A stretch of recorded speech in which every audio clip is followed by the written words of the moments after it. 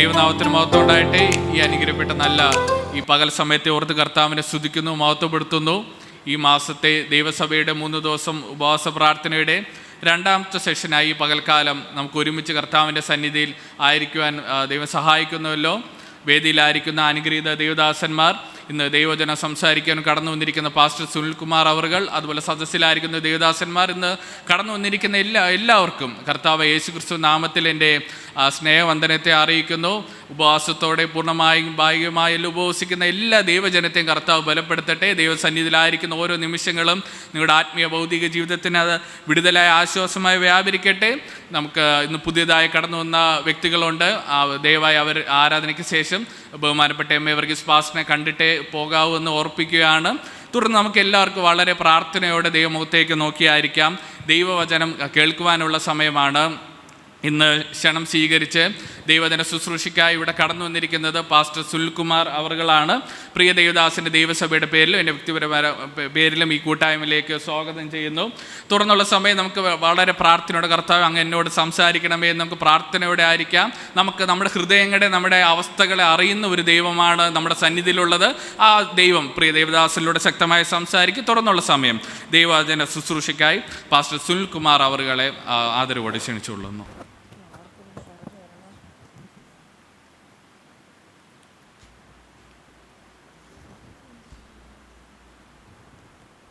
Price the Lord. സന്തോഷമുള്ള ദൈവമക്കൾ കരങ്ങൾ ഉയർത്തി കർത്താവിന് നന്ദിയോടെ സ്തോത്രം ചെയ്യാം. അനുഗ്രഹീതമായ ഈ ഉപവാസ പ്രാർത്ഥനയുടെ 2ാമത്തെ ദിവസത്തെ ഓർത്ത് നന്ദിയോടെ ദൈവത്തെ സ്തുതിക്കുന്നു. ഈ പ്രാർത്ഥനയുടെ നടുവിൽ നിങ്ങളോടുകൂടെ ഈ 2ാമത്തെ ദിവസത്തിൽ ദൈവവചനവുമായിട്ട് നിൽക്കുവാൻ ദൈവം തന്ന വിലയേറിയ അവസരത്തെ ഓർത്ത് നന്ദിയോടെ കർത്താവിന് സ്തോത്രയാഹം അർപ്പിക്കുന്നു. ക്രിസ്തുവിൽ ഞാൻ പിതൃതുല്യം സ്നേഹിക്കുന്ന ബഹുമാന്യ കർത്തദാസൻ പാസ്റ്റർ എം എ വർഗീസ് അവറുകൾ, വേദിയിലായിരിക്കുന്ന അനുഗ്രഹീതരായ കർത്തദാസന്മാർ, ഈ പകൽക്കാലത്തെ ഈ ശുശ്രൂഷ ലീഡ് ചെയ്യുന്ന ബഹുമാന്യ കർത്തദാസൻ, ദേശത്തിൻ്റെ വിവിധ ഭാഗങ്ങളിൽ നിന്ന് ഈ പ്രാർത്ഥനയ്ക്ക് വേണ്ടി വളരെ പ്രതീക്ഷയോടെ ദൈവസഭയിലേക്ക് ഓടി വന്ന അനുഗ്രഹീതരായ ദൈവമക്കൾ എല്ലാവർക്കും കർത്താവ് യേശു ക്രിസ്തുവിൻ്റെ നിസ്തുല്യമായ നാമത്തിലുള്ള സ്നേഹവും വന്ദനവും ഈ രാവിലെ അറിയിക്കുന്നു. ഇവിടെ നടക്കുന്ന ഈ ഉപവാസ പ്രാർത്ഥനയുടെ 2ാമത്തെ ദിവസമാണല്ലോ ഈ പകൽക്കാലം. കഴിഞ്ഞ പകലും രാത്രിയിലും ശക്തമായി ദൈവത്തിൻ്റെ ആത്മാവ് കർത്തദാസനിലൂടെ നമ്മോട് ഇടപെട്ടുകൊണ്ടിരുന്നു എന്ന് ഞാൻ കർത്താവിൽ വിശ്വസിക്കുകയാണ്. ദൈവസന്നിധിയിൽ നമുക്ക് കടന്നു വരുവാൻ, അടുത്തു വരുവാൻ ലഭിക്കുന്ന അവസരങ്ങൾ അത് ജീവിതത്തിൽ വളരെ പ്രധാനപ്പെട്ടതാണ്. പലർക്കും അത് ലഭിച്ചിട്ടും അവരതിൻ്റെ അവസരങ്ങൾ നഷ്ടപ്പെടുത്തുമ്പോൾ അല്പസമയങ്ങൾ ജീവിതത്തിൻ്റെ തിരക്കുകളുടെ നടുവിൽ ഉപവസിക്കാനും പ്രാർത്ഥിക്കുവാനും ദൈവമക്കളായി നമുക്ക് ദൈവം നൽകുന്ന നല്ല മനസ്സിനെ ഓർത്ത് ഈ രാവിലെ ഞാൻ കർത്താവിന് സ്തോത്രം ചെയ്യുകയാണ്. വളരെ പ്രാർത്ഥനയോടെ നമുക്ക് ദൈവസന്നിധിയിലായിരിക്കാം. നമ്മൾ കർത്താവിൻ്റെ സന്നിധിയിലാണല്ലോ ആയിരിക്കുന്നത്. വളരെ അടുക്കും ചിട്ടയുമായിട്ട് ദൈവവചനം പഠിപ്പിക്കുന്ന കർത്തദാസൻ നമ്മുടെ നടുവിലുണ്ട്. ഒരു പ്രസംഗ പരമ്പര നമ്മൾ കേട്ടിട്ട് പോകുക എന്നുള്ളതിനേക്കാൾ ഉപരി നമ്മുടെ ഹൃദയത്തെ സ്പർശിക്കുന്ന ഒരു വാക്യമോ ഒരു വാക്കോ പരിശുദ്ധാത്മാവ് ഈ പകൽ നമ്മോട് ഇടപെട്ടാൽ അത് നമ്മുടെ ജീവിതത്തിലെ വിഷയങ്ങൾക്ക്, ആത്മീക മേഖലയ്ക്ക് വലിയൊരു വിടുതലാകും. Price the Lord. അപ്പോൾ അതുകൊണ്ട് വളരെ പ്രാർത്ഥനയോടെ, മുൻവിധികളൊന്നും ഇല്ലാതെ വളരെ പ്രാർത്ഥനയോടെ നമുക്ക് കർത്തൃസന്നിധിയിൽ പ്രാർത്ഥന നിരതരായി ദൈവത്തിൻ്റെ മുഖത്തേക്ക് നമുക്ക് നോക്കാം. നോക്കിയാൽ നിശ്ചയം ദൈവം നമ്മോട് സംസാരിക്കും. ദൈവശബ്ദങ്ങൾക്ക് മാത്രമേ, ദൈവവചനത്തിന് മാത്രമേ നമുക്ക് ആശ്വാസം പകർന്നു തരാൻ കഴിയുകയുള്ളൂ. ദൈവശബ്ദം എപ്പോഴും നമുക്ക് ആശ്വാസം തരുന്നതാണ്. നമുക്ക് അതിന് അനുഭവമുണ്ട്. പെന്തക്കോസ്തുകാരായ ദൈവമക്കളായ നമുക്ക് അങ്ങനെ ധാരാളം അനുഭവങ്ങളുണ്ട്. കാരണം ആശ്വാസമില്ലാതെ നമ്മൾ ഓടി അലഞ്ഞ ഒരു കാലഘട്ടം നമ്മുടെ എല്ലാവരുടെയും ജീവിതത്തിൻ്റെ പുറകിലുണ്ട്. എവിടെ പോയാൽ ഒരാശ്വാസം ഉണ്ടാകും. ആരെനിക്കൊരാശ്വാസം തരും? അപ്പോൾ അങ്ങനെ ഓടി നടന്ന നമുക്ക് ക്രിസ്തുവിനെ അറിയാൻ, ക്രിസ്തുവിങ്കിലേക്ക് വരാൻ, ആശ്വാസപൂർണനായ ദൈവത്തിൻ്റെ അടുക്കൽ വന്ന് ആശ്വാസം പ്രാപിക്കുവാൻ ദൈവം നമുക്ക് അവസരം തന്നെങ്കിൽ അതിൻ്റെ കണ്ടിന്യൂഷൻ, അതിൻ്റെ തുടർമാനമാകുന്ന പ്രവൃത്തികൾ നമ്മിൽ നടക്കട്ടെ എന്ന ആത്മാർത്ഥമായി ഞാൻ പ്രാർത്ഥിക്കും. ഈ ചർച്ചിൽ ധാരാളം ആൾക്കാരുണ്ടെന്നാണ് ഞാൻ ചിന്തിക്കുന്നത്. പക്ഷേ എൻ്റെ മനസ്സിൽ ഞാനിവിടെ ഇരിക്കുമ്പോൾ ഓടി വന്ന ഒരു ചിന്ത, ഇതിനകത്ത് ഇരിക്കുവാൻ കഴിയാത്ത ക്രമത്തിൽ ജനം ഇതിനകത്ത് വരണം. Price the Lord. അതിനുവേണ്ടി നമ്മൾ ഈ ശുശ്രൂഷയുടെക്കോ അവസാനം ഒരു വാക്ക് പ്രാർത്ഥിക്കും. കാരണം സിറ്റിയുടെ കരളായ ഭാഗത്താണ് ഈ സഭ ഇരിക്കുന്നത്. എല്ലാവർക്കും വരാനും പോകുവാനും വളരെ സൗകര്യമുള്ള ഒരു സ്ഥലത്താണ് ദർശനത്തിനൊത്തവണ്ണം ഈ സഭ ഇവിടെ ആയിരിക്കുന്നത്. അപ്പോൾ ഇവിടെ ആത്മാക്കൾ ഇത്രയുമല്ല. സൺഡേ എത്ര പേർ വരുമെന്ന് എനിക്കറിയത്തില്ല, ഇംഗ്ലീഷ് വർഷിപ്പിന് എത്ര പേരുണ്ടെന്ന് എനിക്കറിയത്തില്ല. എങ്കിലും ഒരു വലിയ കൂട്ടം ഇതിനകത്ത് വന്ന് സ്തോത്രം ഇരുന്നാൽ സ്ഥലമില്ലാത്ത രീതിയിൽ ജനത്തെ കൊണ്ടുവരാൻ ദൈവത്തിന് കഴിയും. അതിൻ്റെ ഉത്തരവാദിത്വം ദൈവത്തിനല്ല, അതിൻ്റെ ഉത്തരവാദിത്വം നമുക്കാണ്. Price the Lord. എത്ര പേർക്ക് മനസ്സിലായി? Price the Lord. ആത്മാക്കളെ തരാൻ ദൈവം മതിയായവനാണ്, പക്ഷേ അതിൻ്റെ റെസ്പോൺസിബിലിറ്റി ദൈവത്തിനല്ല, അത് നമുക്കാണ്. നമുക്ക് എത്രത്തോളം സ്പിരിച്വൽ ബർഡൻ ഉണ്ടാകുമോ അത്രത്തോളം ആത്മാക്കളെ ദൈവം ഇതിനകത്ത് കൊണ്ടുവരും. സാധാരണ ഉപവാസ പ്രാർത്ഥനകളിൽ കേട്ടുവരുന്ന ഒരു കാര്യമാണ്, മിക്കവാറും ഒക്കെ നമ്മൾ ഭൗതിക വിഷയങ്ങൾക്ക് വേണ്ടി ദൈവസന്നിധിയിൽ പ്രാർത്ഥിക്കും. അതായത് നമ്മുടെ പേഴ്സണലായിട്ടുള്ള ഭൗതിക വിഷയങ്ങൾക്ക് വേണ്ടി നമ്മൾ പ്രാർത്ഥിക്കും. ഒരിക്കലും തെറ്റല്ല. രോഗശാന്തിക്ക് വേണ്ടിയും കുഞ്ഞുങ്ങളുടെ ഭാവിക്ക് വേണ്ടിയും കുഞ്ഞുങ്ങളുടെ വിടുതലിന് വേണ്ടിയും ഒക്കെ നമ്മൾ പ്രാർത്ഥിക്കണം. നമ്മൾ പ്രാർത്ഥിച്ചേ പറ്റുകയുള്ളൂ. പക്ഷേ അതിനോട് ചേർത്ത് ഇവിടെ സഹോദരിമാരിലോ ആരോ ഒരാൾ പ്രാർത്ഥിച്ചപ്പോൾ ആത്മാക്കൾക്ക് വേണ്ടി പ്രാർത്ഥിച്ചു. പുതിയ ആത്മാക്കൾ വരാൻ, പിന്മാറ്റക്കാർ മടങ്ങി വരാൻ. ചില വാക്കുകൾ പ്രത്യേകിച്ച് ശ്രദ്ധിക്കുകയുണ്ടായി. ആത്മാക്കളുടെ വരവിന് വേണ്ടി പ്രാർത്ഥിക്കണം. അങ്ങനെയെങ്കിൽ തിരിച്ചറിയണം, ഞാൻ വിശ്വസിക്കുന്നു ആത്മാക്കളുടെ വരവിന് വേണ്ടി നമ്മൾ പ്രാർത്ഥിക്കുമ്പോൾ ആത്മാക്കളുടെ വരവിനെ തടയുന്ന ശക്തികളെ ദൈവം മാറ്റാനിടയാകും. ആത്മാക്കളുടെ വരവിന് വേണ്ടി സഭ ത്യാഗം ചെയ്യുമ്പോൾ ദൈവം നിശ്ചയമായും അതിന് മറുപടി തരും, നിങ്ങളുടെ വിഷയത്തിന് മറുപടി തരാനിടയാകും. Price the Lord. ഇരട്ട വിടുതലുകൾ നടക്കാനിടയായി തീരും. അതുകൊണ്ട് ആത്മാക്കൾക്ക് വേണ്ടി പ്രാർത്ഥിക്കാൻ, ഞാനൊരു കൊച്ചു ചർച്ചിലെ പാസ്റ്ററാണ്. അതുകൊണ്ടാണ് ഞാൻ ആ ഒരു ഭാഗം വചന ശുശ്രൂഷയിലേക്ക് പ്രവേശിക്കുന്നതിന് മുമ്പ് ആ ഒരു ഭാഗം നിങ്ങളെ ഒന്ന് ഉത്സാഹിപ്പിക്കുന്നത് ഒരു ചർച്ചിലെ പാസ്റ്ററും കൂടെ ആയതുകൊണ്ടാണ്. അതുകൊണ്ട് ആത്മാക്കൾ ചർച്ചിൽ ധാരാളമായി ദേശത്തിൻ്റെ വിവിധ ഭാഗത്തുനിന്ന് വരാൻ നമ്മൾ പ്രാർത്ഥിച്ചാൽ മാത്രം പോരാ, കണ്ണുനീരോടെ പ്രാർത്ഥിക്കണം. കണ്ണുനീരോടുകൂടെ നമ്മുടെ വിഷയങ്ങൾക്ക് വേണ്ടി നമ്മൾ ഈ കണ്ണുകൾ കൊണ്ട് ഒത്തിരി കരഞ്ഞെങ്കിൽ ഇനിയുള്ള നാളുകൾ ഈ കണ്ണുകൾ ആത്മാക്കളുടെ രക്ഷയ്ക്ക് വേണ്ടി കരയുന്ന കണ്ണുകളാകണം. നമ്മുടെ ഈ അധരങ്ങൾ നമ്മുടെ വിഷയങ്ങൾക്ക് വേണ്ടി പ്രാർത്ഥിച്ച് ദൈവത്തിൽ നിന്നും ഒരു കൂട്ടം വിഷയങ്ങൾക്ക് നമ്മൾ മറുപടി പ്രാപിച്ചെങ്കിൽ ദിവസങ്ങൾ ഈ അധരങ്ങൾ ആത്മാക്കളുടെ രക്ഷയ്ക്ക് വേണ്ടി എന്നെപ്പോലെയും നിങ്ങളെപ്പോലെയുമുള്ള കോടിക്കണക്കിന് ആത്മാക്കൾ നരകത്തിലേക്കുള്ള ക്യൂവിൽ നിൽക്കുമ്പോൾ നമുക്കടങ്ങിയിരിക്കും പാടില്ല. അതരങ്ങൾ തുറന്ന് രാവും പകലും ഓലോലോ കണ്ണുനീരൊഴുക്കിക്കൊണ്ട് ദേശത്തിൻ്റെ കാവൽക്കാരന്മാരായി നിന്ന് ഒരു വ്യക്തിയെപ്പോലും ദുഷ്ടപിശാചേ നിനക്ക് നരകത്തിൽ കൊണ്ടുപോകാൻ ഞാൻ തരത്തില്ലെന്ന് പറഞ്ഞ് ഇടിവിൽ നിൽക്കുന്ന ഇരമ്യാവമാർ, ഇടിവിൽ നിൽക്കുന്ന നെഹമ്യാവമാർ, ഇടിവിൽ നിൽക്കുന്ന അപ്പോസ്തലന്മാർ ഇന്ന് പകൽക്കാലം ഇതിനകത്തുനിന്ന് എഴുന്നേൽക്കുന്ന പകലാകട്ടെ. യേശുവിൻ്റെ രക്തത്തിൻ്റെ സാന്നിധ്യം, അങ്ങനെ ഒരു വലിയൊരു ബേർഡൻ, അങ്ങനെ ഉള്ളതായ വലിയൊരു ആത്മഭാരം നമ്മുടെ ഉള്ളിൽ ഉണ്ടാകണം. പാസ്റ്റേഴ്സിൻ്റെ ഉള്ളിൽ ഉണ്ടാകണം. പാസ്റ്റർമാർക്ക് അതില്ലെന്നല്ല ഞാൻ പറഞ്ഞത്, ഇനിയും ഉണ്ടാകണം. പ്രസംഗിക്കുന്ന എനിക്കുണ്ടാകണം. ഞാനും പ്രാർത്ഥിച്ചുകൊണ്ടിരിക്കുകയാണ്. Price the Lord. നമ്മുടെ ശുശ്രൂഷകൾ ഒരു പ്രൊഫഷണൽ സ്വത്രം ജോബ് പോലെ കൊണ്ടു നടക്കാനുള്ളതല്ല. ഞാൻ മനസ്സിലാക്കുന്നത് നമ്മുടെ ശുശ്രൂഷകൾ ആത്മാക്കൾക്ക് വേണ്ടി കരയേണ്ടുന്ന ശുശ്രൂഷയാണ്. Praise the lord. പണം സമ്പാദിക്കാനുള്ള മാർഗമല്ല ഇത്. പകരം ആത്മാക്കൾക്ക് വേണ്ടി ഇടിവിൽ നിന്ന് കരയാനുള്ള സ്തോത്രം വിളിയാണ് നമ്മുടെ മേലുള്ള വിളി. അതുകൊണ്ട് ആ ഒരു ഭാഗം നമ്മുടെ ഈ പ്രാർത്ഥനയിൽ എല്ലാ പ്രാവശ്യത്തെ പ്രാർത്ഥനകളിൽ ഉണ്ടാകട്ടെ എന്ന് ഞാൻ പ്രാർത്ഥിക്കുന്നു. ഈ പ്രാവശ്യത്തെ ഫാസ്റ്റിങ്ങിൽ ആത്മാക്കൾക്ക് വേണ്ടി മനസ്സ് നുറുങ്ങിക്കരയാൻ, നമ്മുടെ സ്വന്തം വിഷയങ്ങൾക്ക് വേണ്ടി നമ്മൾ പ്രാർത്ഥിക്കുന്നത് പോലെ നമ്മുടെ കുടുംബത്തിൽ ധാരാളം പേർ രക്ഷിക്കപ്പെടാനും കാണും. നമ്മുടെ നാട്ടിലുണ്ട്, നമ്മുടെ സൊസൈറ്റിയിലുണ്ട്. അപ്പോൾ ഇവരുടെ എല്ലാം ഉത്തരവാദിത്വം നമുക്കാണ്. ഇവർക്ക് വേണ്ടി രാവും പകലും കരയാൻ ദൈവം നമുക്ക് അവസരം നൽകട്ടെ.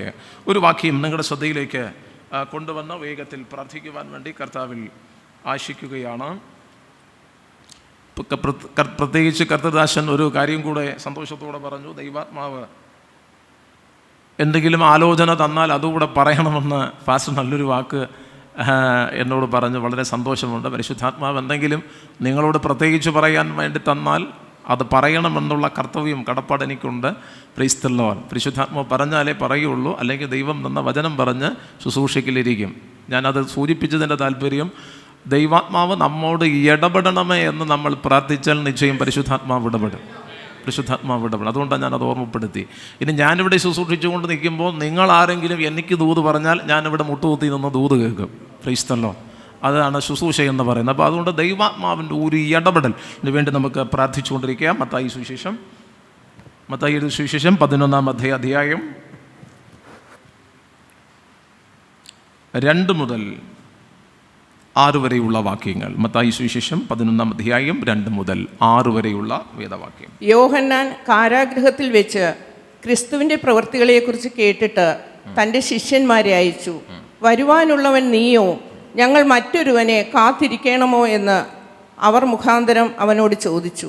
യേശു അവരോട്, കുരുടർ കാണുന്നു, മുടന്തർ നടക്കുന്നു, കുഷ്ഠരോഗികൾ ശുദ്ധരായിത്തീരുന്നു, ചെകിടർ കേൾക്കുന്നു, മരിച്ചവർ ഉയർക്കുന്നു, ദരിദ്രരോട് സുവിശേഷം അറിയിക്കുന്നു എന്നിങ്ങനെ നിങ്ങൾ കേൾക്കുകയും കാണുകയും ചെയ്യുന്നത് യോഹന്നാനെ ചെന്നറിയിപ്പിൻ.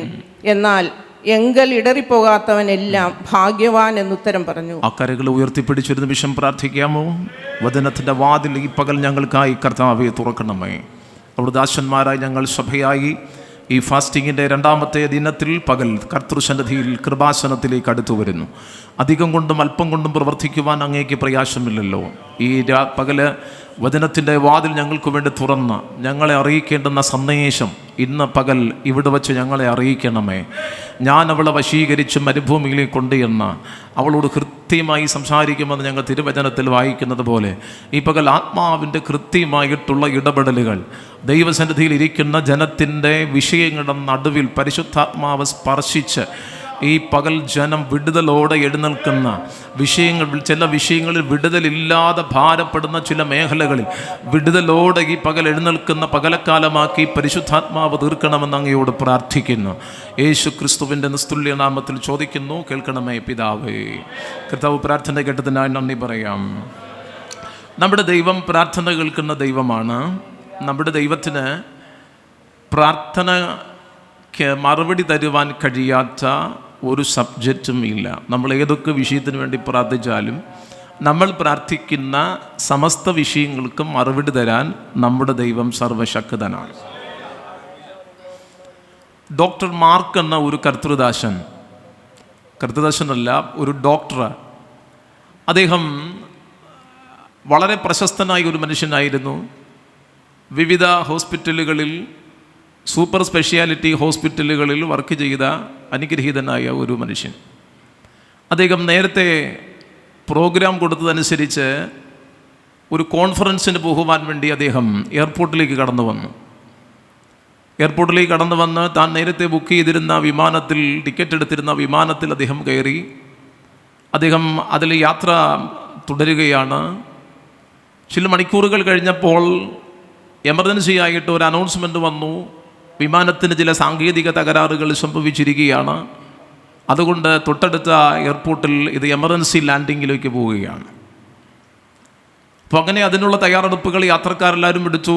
അടുത്ത എയർപോർട്ടിൽ എമർജൻസി ലാൻഡിങ് ചെയ്തു. പക്ഷേ ഇദ്ദേഹത്തിന് കോൺഫറൻസിന് ചെന്ന് സംബന്ധിച്ചേ പറ്റുകയുള്ളൂ.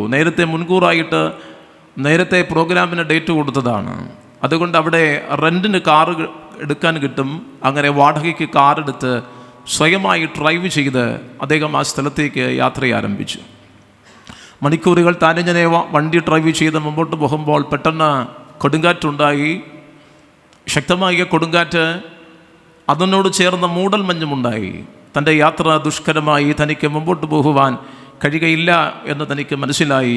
ദിശ തെറ്റി താൻ മറ്റൊരു വഴിയിലൂടെ പതിയെ യാത്ര ചെയ്യുകയാണ്. സമയം രാത്രിയാണ്. റോഡ് വക്കത്തൊന്നും വീടുകളൊന്നും കാണുന്നില്ല. നിർജ്ജനമായ സ്ഥലമാണ്. ഏതെങ്കിലും ഒരു വീട് കണ്ടെങ്കിൽ, ആരെങ്കിലും ഒന്ന് കണ്ടെങ്കിൽ ആ വീട്ടിലൊന്ന് കയറി പോകാനുള്ളതായിരിക്കുന്ന വഴി, ആ സ്ഥലത്തെക്കുറിച്ചൊന്ന് ചോദിക്കാമെന്ന് കരുതി അദ്ദേഹം മനസ്സിൽ ഇങ്ങനെ ആഗ്രഹിച്ചു മുമ്പോട്ട് പോകുമ്പോൾ ഒരു വെളിച്ചം കണ്ടു, ഒരു വീടായിരിക്കുമെന്ന് കരുതി അദ്ദേഹം അവിടെ കൊണ്ടുവന്ന വണ്ടി നിർത്തി. ആ റോഡ് അവിടെ അവസാനിക്കുകയാണ്. ആ രാത്രിയിൽ ആ വീട്ടിൻ്റെ കോളിംഗ് ബെല്ല് അദ്ദേഹം അടിച്ചു. ആ രാത്രിയിൽ ഡോർ തുറന്ന് സുമുഖിയായ ഒരു ചെറുപ്പക്കാരി ഡോർ തുറന്ന് മുമ്പിൽ വന്നു. അവരോട് ഇദ്ദേഹം കാര്യങ്ങൾ പറഞ്ഞു. അവർ പറഞ്ഞു, ഇത് അർദ്ധരാത്രിയാണ്, നിങ്ങൾക്കിനി യാത്ര ചെയ്യുവാൻ ബുദ്ധിമുട്ടാണ്. നിങ്ങൾക്ക് ഇവിടെ താമസിക്കുവാൻ തക്കവണ്ണമുള്ള എല്ലാ ക്രമീകരണങ്ങളും ഞാൻ നിങ്ങൾക്ക് ചെയ്തു തരാം. ആവശ്യമുള്ള ഭക്ഷണമൊക്കെ ഞാൻ നിങ്ങൾക്ക് തരാം. നേരം പുലരുമ്പോൾ നിങ്ങൾക്ക് പോകേണ്ടുന്ന വഴി ഞാൻ പറഞ്ഞു തരാം. സമാധാനമായി നിങ്ങൾക്ക് ആ സ്ഥലത്തെത്താം. അദ്ദേഹം സമ്മതിച്ചു. അദ്ദേഹം വന്ന് അവിടെ പാർക്കുവാൻ വേണ്ടി തയ്യാറായി. ഈ സഹോദരി അദ്ദേഹത്തിന് വേണ്ടിയുള്ള ഭക്ഷണമൊക്കെ ഒരുക്കി അദ്ദേഹത്തിൻ്റെ മുമ്പിൽ വിളമ്പിയിട്ട് അവൾ അല്പം മാറി പ്രാർത്ഥിക്കുവാൻ വേണ്ടി അവൾ കടന്നുപോയി. ചില മിനിറ്റുകൾ അവൾ പ്രാർത്ഥിച്ചിട്ട് തിരിച്ചു വരുമ്പോൾ ഡോക്ടർ അവളെ നോക്കി ചോദിച്ചു, നിങ്ങൾ ദൈവത്തോട് എന്താണ് പ്രാർത്ഥിച്ചത്? നിങ്ങൾ പ്രാർത്ഥിച്ച പ്രാർത്ഥന ദൈവം കേട്ടു എന്നുള്ളതിന് എന്താണ് അത്ര ഉറപ്പ്? അവൾ ആദ്യം ഒന്നും മിണ്ടിയില്ല. അല്പസമയം മൗനമായി നിന്നിട്ട് ഡോക്ടറോട് പറഞ്ഞു, എൻ്റെ കൂടെ അടുത്ത റൂമിലേക്ക് വരുവാൻ ആവശ്യപ്പെട്ടു. ഈ സഹോദരിയോടൊപ്പം ഡോക്ടർ അടുത്ത റൂമിലേക്ക് ചെല്ലുമ്പോൾ അദ്ദേഹം കണ്ടു, മനോഹരമായൊരു തൊട്ടിൽ അവിടെ കെട്ടിയിട്ടിരിക്കുന്നു. അതിനകത്ത് വളരെ സുമുഖനായ, വളരെ സൗന്ദര്യമുള്ള 2 വയസ്സ് പ്രായമുള്ള ഒരു ആൺകുഞ്ഞ് കിടക്കുകയാണ്. ആ കുഞ്ഞിനെ നോക്കിക്കൊണ്ട് ആ അമ്മ പറഞ്ഞു, ആ സ്ത്രീ പറഞ്ഞു, ഇതെൻ്റെ മോൻ. പക്ഷേ അപൂർവം ചില ആൾക്കാരിൽ മാത്രം കണ്ടുവരുന്ന ഒരിനം ക്യാൻസർ ഇവനെ പിടിച്ചിരിക്കുന്നു. ഇപ്പോൾ അവന് പ്രായം 2 വയസ്സാണെങ്കിലും 2 വർഷമായി ഇവൻ ഈ രോഗത്തിന് അടിമയായിരിക്കുകയാണ്. ഇവന് വേണ്ടി ഞാൻ പ്രാർത്ഥിച്ചു കൊണ്ടിരിക്കുന്നു. പക്ഷേ ഇവനെ സൗഖ്യമാക്കുവാൻ കഴിയുന്ന, ഇവന് വേണ്ടി വിദഗ്ധമായ ട്രീറ്റ്മെൻറ്റ് കൊടുക്കുവാൻ കഴിയുന്ന ഒരു ഡോക്ടറെ കുറിച്ച് ഞാൻ കേട്ടിട്ടുണ്ട്. പക്ഷെ അദ്ദേഹത്തെ കാണുവാനുള്ള അവസരം ഇതുവരെ ഉണ്ടായിട്ടില്ല. അദ്ദേഹത്തിൻ്റെ ഫോൺ നമ്പർ എൻ്റെ കയ്യിലില്ല. പക്ഷെ അദ്ദേഹത്തിൻ്റെ പേര് മാത്രം എനിക്കറിയാം. അത് ഡോക്ടർ മാർക്കെന്നാണ് അദ്ദേഹത്തിൻ്റെ പേര്. ഡോക്ടർ നിശബ്ദനായി. അദ്ദേഹം അല്പസമയങ്ങൾ കണ്ണടച്ചു നിന്നു. അദ്ദേഹത്തിൻ്റെ കണ്ണിൽ നിന്നും കണ്ണുനീരുകൾ ഒഴുകാൻ തുടങ്ങി. അദ്ദേഹം അല്പം പുറകിലോട്ട് തിരിഞ്ഞ് ചിന്തിച്ചു, ഞാൻ കയറിയ വിമാനം തകരാറിലായത്, ഞാൻ വന്ന വഴിക്ക് കൊടുങ്കാറ്റടിച്ചത്, ഞാൻ വന്ന വഴിക്ക് മൂടൽമഞ്ഞ് ഇറങ്ങി വന്നത്, ദിശ തെറ്റി എന്നെ ഇവിടോട്ട് കൊണ്ടുവന്നത് ഇവളുടെ ദൈവം പ്രാർത്ഥന കേൾക്കുന്ന ദൈവമായതുകൊണ്ടാണ്. ഇന്ന് പകൽ ഞാൻ ആത്മാവിൽ പറയാം, ദൈവസന്നിധിയിൽ കണ്ണുനീരോടെ കരയുന്ന നിന്റെ പ്രാർത്ഥനയ്ക്ക് ചെവി പൊത്തിക്കളയുന്ന ഒരു ദൈവമല്ല നമ്മുടെ തലയ്ക്ക് മുകളിലുള്ളത്. ദാമിൻ്റെ ഏത് കഠിന വിഷയത്തിൻ്റെ നടുവിലും നിനക്ക് വേണ്ടി പ്രാർത്ഥനയിൽ മറുപടി തരാൻ കഴിയുന്നവൻ്റെ സാന്നിധ്യം 2-3 പേർ എൻ്റെ നാമത്തിൽ കൂടി വരുന്നവരുടെ നടുവിൽ ഉണ്ടെന്ന് പറഞ്ഞവൻ ഈ പകൽക്കാലം ഇതിൻ്റെ അകത്ത് എഴുന്നള്ളി വന്നിട്ടുണ്ട്. അവൻ അസാധ്യമായി ഒന്നുമേയില്ല. Price the Lord. പക്ഷെ നമ്മുടെ ജീവിതത്തിലെ പെന്തക്കോസ്തുകാരായ നമ്മുടെ ജീവിതത്തിലെ ഏറ്റവും വലിയ ഒരു പരാജയം ഈ ദൈവത്തെ നമുക്ക് അത്രത്തോളം സ്നേഹിക്കാൻ കഴിയുന്നില്ല എന്നുള്ളതാണ്.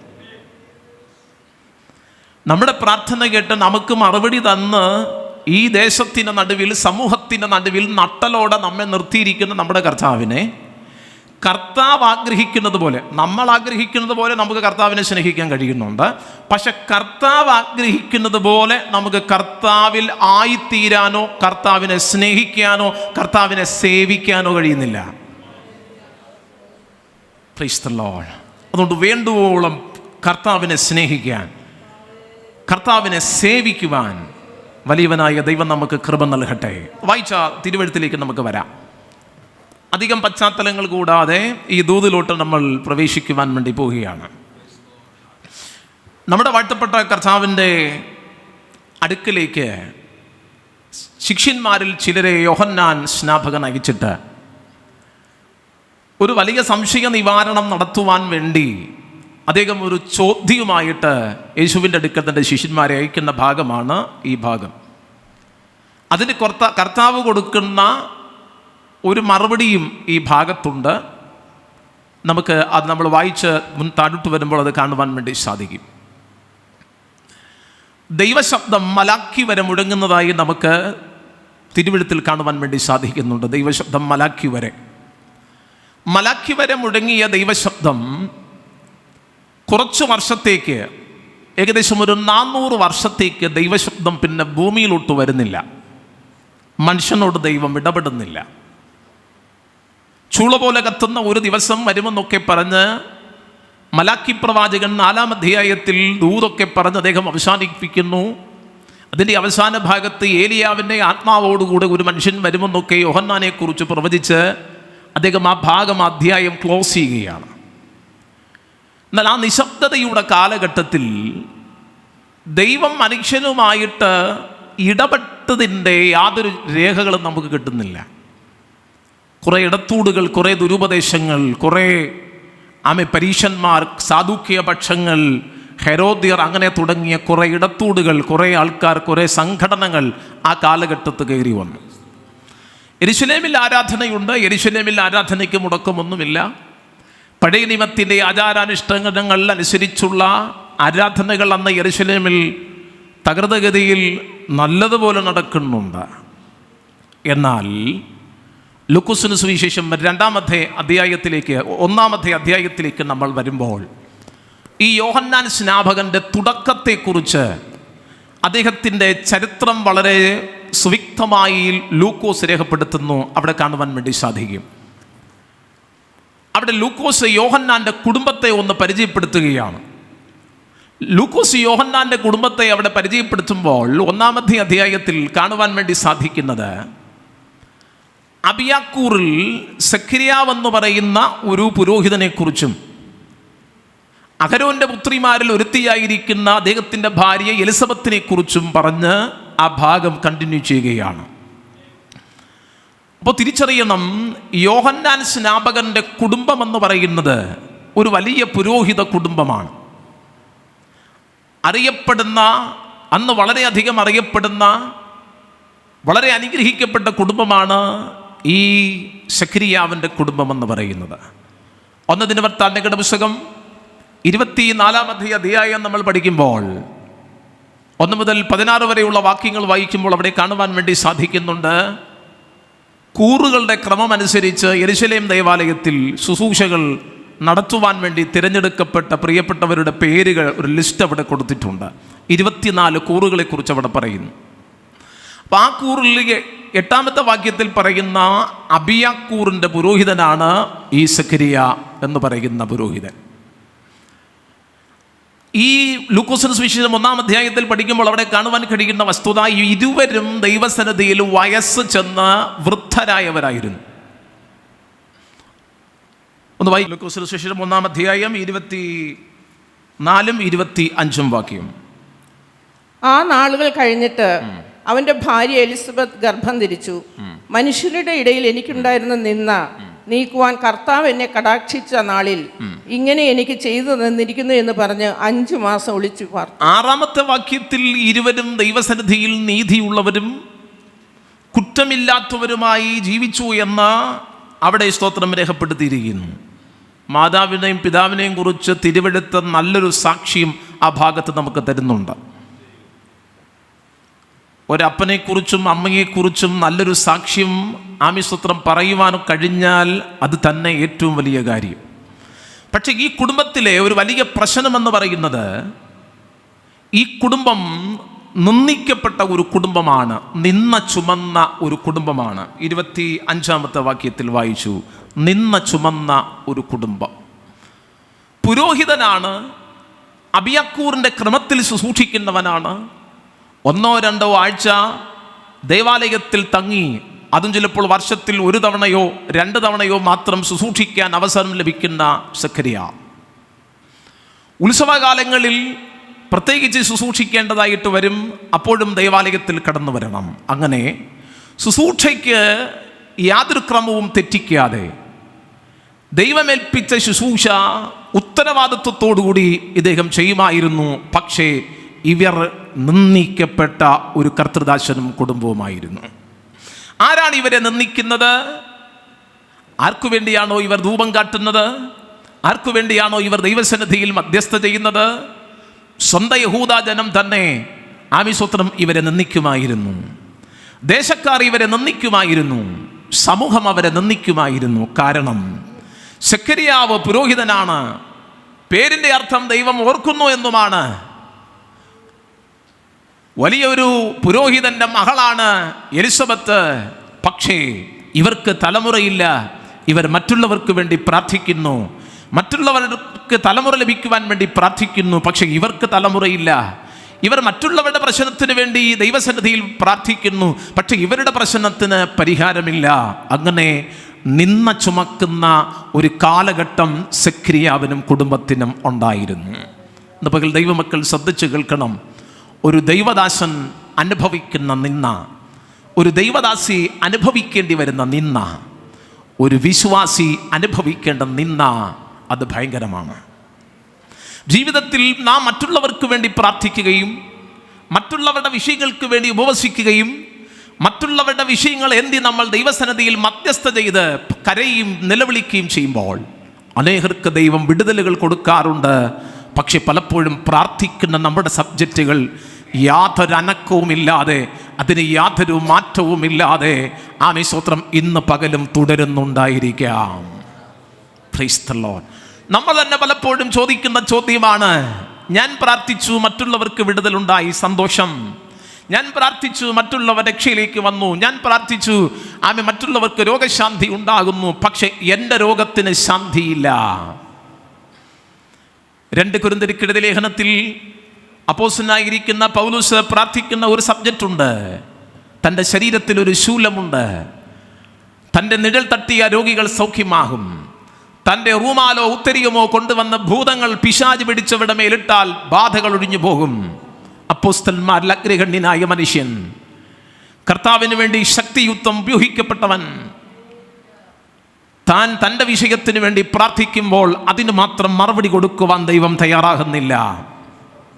കണ്ണുനീരോടുകൂടി 3 വട്ടം താൻ പ്രാർത്ഥിച്ചു, നിലവിളിയോടുകൂടി പ്രാർത്ഥിച്ചു. ജഡത്തിൽ ലഭിക്കപ്പെട്ടിരിക്കുന്ന ഈ ശൂലം ഒന്ന് മാറ്റണം. വേദപണ്ഡിതാക്കൾ പറയുന്നു, ഈ കർത്തൃദാസനോ ഒന്നുകിൽ ഇദ്ദേഹം നേത്രരോഗിയായിരുന്നു കാണും, അല്ലെങ്കിൽ തൻ്റെ കാലിൽ, തൻ്റെ ശരീരത്തിൽ എവിടെയോ ഒരിക്കലും ആമേൻ സ്തോത്രം ഉണങ്ങാത്ത ഒരു വ്രണമുണ്ടായിരുന്നു. ആമേൻ, അതാണ് ശൂലമെന്ന് പണ്ഡിതന്മാർ അഭിപ്രായപ്പെടുന്നുണ്ട്. തിരിച്ചറിയണം, ഇത് മാറുവാൻ വേണ്ടി 3 വട്ടം അപേക്ഷിക്കുമ്പോഴും ദൈവം ആവശ്യപ്പെടുന്നത്, മോനെ ഇത് മാറ്റാമെന്നല്ല പറയുന്നത്, എൻ്റെ കൃപ നിന്റെ ബലഹീനതയിൽ തികഞ്ഞു വരട്ടെ. പ്രാർത്ഥനയ്ക്കുള്ള മറുപടി അതല്ല അദ്ദേഹം പ്രതീക്ഷിച്ചത്. രോഗശാന്തിക്ക് വേണ്ടി പ്രാർത്ഥിക്കുമ്പോൾ മറ്റുള്ളവരുടെ രോഗശാന്തി കണ്ട ഈ കർത്തൃദാസൻ സ്വന്തം രോഗശാന്തിക്ക് വേണ്ടി പ്രാർത്ഥിക്കുമ്പോൾ താനോട് ദൈവം പറയുന്നു, രോഗശാന്തി നൽകാം മോനെ എന്നല്ല പറയുന്നത്. ആമേൻ, എൻ്റെ കൃപ ഈ ബലഹീനതയിൽ, എൻ്റെ കൃപ ഈ രോഗത്തിൽ, എൻ്റെ കഷ്ടത, ആമേൻ നിന്റെ കഷ്ടതയിൽ എൻ്റെ കൃപ മതിയെന്ന് ദൈവം പറഞ്ഞ് ആശ്വസിപ്പിക്കുകയാണ്. ഇന്ന് പകൽ ആരോടോ ഉള്ള ദൂതാണ്. ആമേൻ, കഷ്ടത നിനക്ക് അധികം വർദ്ധിക്കുന്നെങ്കിലും, ആമേൻ ചില ശൂലങ്ങൾ ശരീരത്തിൽ നിന്ന് നീ പ്രാർത്ഥിച്ചിട്ടും പോരാടി പ്രാർത്ഥിച്ചിട്ടും ഉപവസിച്ച് പ്രാർത്ഥിച്ചിട്ടും മാറാതിരിക്കുന്നെങ്കിൽ ഒരുപക്ഷെ ചിന്തിക്കുക, ദൈവം നിന്നെ കൈവിട്ടു എന്നല്ല അതിൻ്റെ അർത്ഥം. ദൈവം പറയുന്നു, എൻ്റെ കൃപ നിനക്ക് മതിയാകും. നിന്റെ ബലഹീനതയിൽ ക്രിസ്തുവിൻ്റെ സാന്നിധ്യത്തിൻ്റെ ശക്തി തികഞ്ഞു വരുന്ന പക്ഷം അത് മതിയാകും. അതാണ് എൻ്റെ സമ്പത്ത് എന്ന് പറയാൻ തയ്യാറാകുന്ന എത്ര വിശുദ്ധന്മാർ, എത്ര ഭക്തന്മാർ, എത്ര ദൈവമക്കൾ ഇതിനകത്തുണ്ട്. ഹല്ലേലൂയ. അങ്ങനെയെങ്കിൽ ഈ പകൽക്കാലം ചലഞ്ചായി പിശാചിനെ നോക്കി പറ, ഹേ പിശാചേ, ശരീരത്തിലൊരു ബലഹീനത കൊണ്ട് ഞാൻ തകർന്നു പോകത്തില്ല. ശരീരത്തിൽ ഒരു സ്തോത്രം രോഗമുള്ളത് കൊണ്ട് ഞാൻ സ്തോത്രം ശുശ്രൂഷ താഴെ വെച്ച് ഞാൻ പിന്തിരിഞ്ഞു പോകുന്നവനല്ല. ആമേ, എൻ്റെ ജീവിതത്തിൽ എത്ര കഷ്ടതകൾ, ആമേ സ്തോത്രം ശരവേഗതയിൽ ഇനി വന്നാലും എന്നെ വിളിച്ചവൻ എന്നോട് പറഞ്ഞിട്ടുണ്ട്, ആമേൻ അവിടുത്തെ കൃപ നിനക്ക് മതിയെന്ന്. അപ്പോൾ ചിലത് പ്രാർത്ഥിച്ചാൽ നീങ്ങില്ല, ചിലത് ദൈവം വച്ചിരിക്കുന്നത്. അതാ അതിൻ്റെ കാരണം. എന്തിനാ വച്ചത്? ദൈവസന്നിധിയിൽ നിലനിൽക്കാൻ വേണ്ടിയാ. ദൈവസന്നിധിയിൽ നിലനിൽക്കാൻ വേണ്ടി ദൈവം ചിലർക്ക് ചിലതൊക്കെ വച്ചിട്ടുണ്ട്. ശ്രദ്ധിച്ച് കേൾക്കണേ ദൈവമക്കളെ. ചിലതൊക്കെ ഒഴിഞ്ഞു പോകണമെന്ന് പറഞ്ഞ് നമ്മൾ ശാസിച്ചാലും അതൊന്നും ഒഴിഞ്ഞു പോവുകയില്ല. ചിലതൊക്കെ ഒഴിഞ്ഞു പോകാതെ വണ്ണം ദൈവം വച്ചേക്കുന്നത് നമ്മുടെ വിശ്വാസത്തിൻ്റെ നിലനിൽപ്പിന് വേണ്ടിയാണ്. വെളിപ്പാടുകളുടെ ആധിക്യ നിമിത്തം നിഗളിച്ചു ജീവിതത്തിലോട്ട് പ്രവേശിച്ച കാലം മുതൽ ആമേൻ സ്തോത്രം സുദീർഘമായ വർഷങ്ങൾ ഒരു തലമുറയ്ക്ക് വേണ്ടി പ്രാർത്ഥിച്ചു കാണും, അടുത്തൊരു ജനറേഷന് വേണ്ടി പ്രാർത്ഥിച്ചു കാണും. അടുത്തൊരു ജനറേഷൻ തന്നാൽ അത് അവനെയും അബിയാക്കൂറിൻ്റെ ക്രമത്തിലൊരു പുരോഹിതനായി മാറ്റാമെന്നുള്ള ദൃഢനിശ്ചയമൊക്കെ ദൈവസന്നിധിയിൽ എടുത്ത് ഇവർ പ്രാർത്ഥിച്ചു കാണും. പക്ഷെ സെക്കരിയാവിൻ്റെ പ്രാർത്ഥനയ്ക്ക് ദൈവം മറുപടി കൊടുത്തില്ല. അതിനെ ഒരു കാലഘട്ടത്തേക്ക് വെയിറ്റിംഗ് ലിസ്റ്റിൽ ദൈവം ഇട്ടിരുന്നു. നിന്റെ പ്രാർത്ഥനയ്ക്ക് ദൈവം മറുപടി തരത്തില്ല എന്നല്ല ദൈവം സെക്കരിയാവിനോട് പറഞ്ഞത്, പകരം അതൊരു വെയിറ്റിംഗ് ലിസ്റ്റിൽ കിടക്കുകയാണ്. സെക്കരിയാവിനോട് ദൈവം അതൊന്നും പറഞ്ഞില്ല. പ്രാർത്ഥന കേട്ടുകൊണ്ടിരിക്കുന്നു, പക്ഷെ ദൈവത്തിൻ്റെ സമയത്തിന് വേണ്ടി സെക്കരിയാവ് കാത്തിരിക്കണമായിരുന്നു. പക്ഷെ സെക്കരിയാവിന് പോലും അറിയത്തില്ല, ഞാൻ പ്രാർത്ഥിച്ചു, പക്ഷെ ഇനി ഇതിന് മറുപടി വരാൻ സാധ്യതയില്ല. ഞാൻ പ്രാർത്ഥിച്ചു, ഇനി ഇതിനൊരു ആൻസറും വരാൻ സാധ്യതയില്ല. കാരണം ഞങ്ങൾ ഇരുവരും വാർദ്ധക്യത്തിൻ്റെ ജരാനതകൾ പിടിച്ചവരായി മാറി. അതുകൊണ്ട് സ്തോത്രം, നല്ല പ്രായത്തിൽ പ്രാർത്ഥിച്ച പ്രാർത്ഥനയ്ക്ക് ഇനി മറുപടി കിട്ടത്തില്ലെന്ന് പറഞ്ഞ് ഇവർ ആ സബ്ജക്റ്റ് വിട്ടതാണ്. പക്ഷേ സബ്ജക്റ്റ് ദൈവം വിട്ടിട്ടില്ല. ഇന്ന് പകൽ ഏറ്റെടുക്കാമോ? നീ പ്രാർത്ഥിച്ചിട്ട് മറുപടി വരാത്ത ചില സബ്ജക്റ്റുകൾ, മറുപടി ലഭിക്കാത്തത് കൊണ്ട് നീ കൈവിട്ട് കാണും. പ്രയർ ഡയറിയിൽ നീ അത് ക്യാൻസൽ ചെയ്ത് കാണും. പക്ഷേ സ്വർഗത്തിലെ അപ്പച്ചൻ്റെ ഡയറി അത് ക്യാൻസൽ ചെയ്തിട്ടില്ല. ഇന്നും അതിൽ ദൈവ സാന്നിധ്യം വ്യാപരിക്കുന്നുണ്ട്. Thank you Jesus. തലമുറകളില്ലാത്ത നിന്ന, ജീവിതത്തിൽ അനുഭവിക്കേണ്ടി വരുന്ന നിന്ന, ചില സബ്ജക്റ്റുകളിൽ നമ്മൾ അനുഭവിക്കേണ്ടി വരുന്ന നിന്ന, അത് ഭയങ്കരമാണ്. ഒന്ന്, വീട്ടിനകത്ത് നമുക്ക് ചിലപ്പോൾ നിന്നയുണ്ടാകും. വീട്ടിനകം നമുക്ക് നിന്നയുടെ സ്ഥലമായി ചിലപ്പോൾ മാറും. 1 ശമൂവേലിന്റെ പുസ്തകം 1-ാം അധ്യായത്തിൽ അത് കാണാൻ വേണ്ടി സാധിക്കും. ഹന്നയോടുള്ള ബന്ധത്തിൽ വീട്ടിനകത്തവൾക്ക് ഒരു നിന്ദിക്കപ്പെട്ട അനുഭവമായിരുന്നു.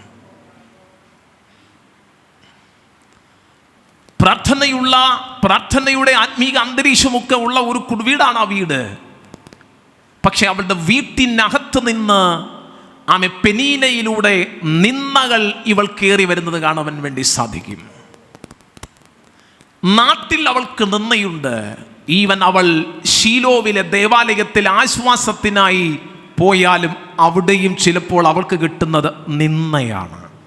ശ്രദ്ധിക്കണേ, വീട്ടിൽ നിന്ന് അത് സഹിക്കാം, വേണമെങ്കിൽ അതിനെ അഡ്ജസ്റ്റ് ചെയ്തു പോകാം. നാട്ടിൽ നിന്ന് ലഭിക്കുന്ന നിന്നയും നമുക്കത് ഓവർകം ചെയ്തു പോകാൻ സാധിക്കും.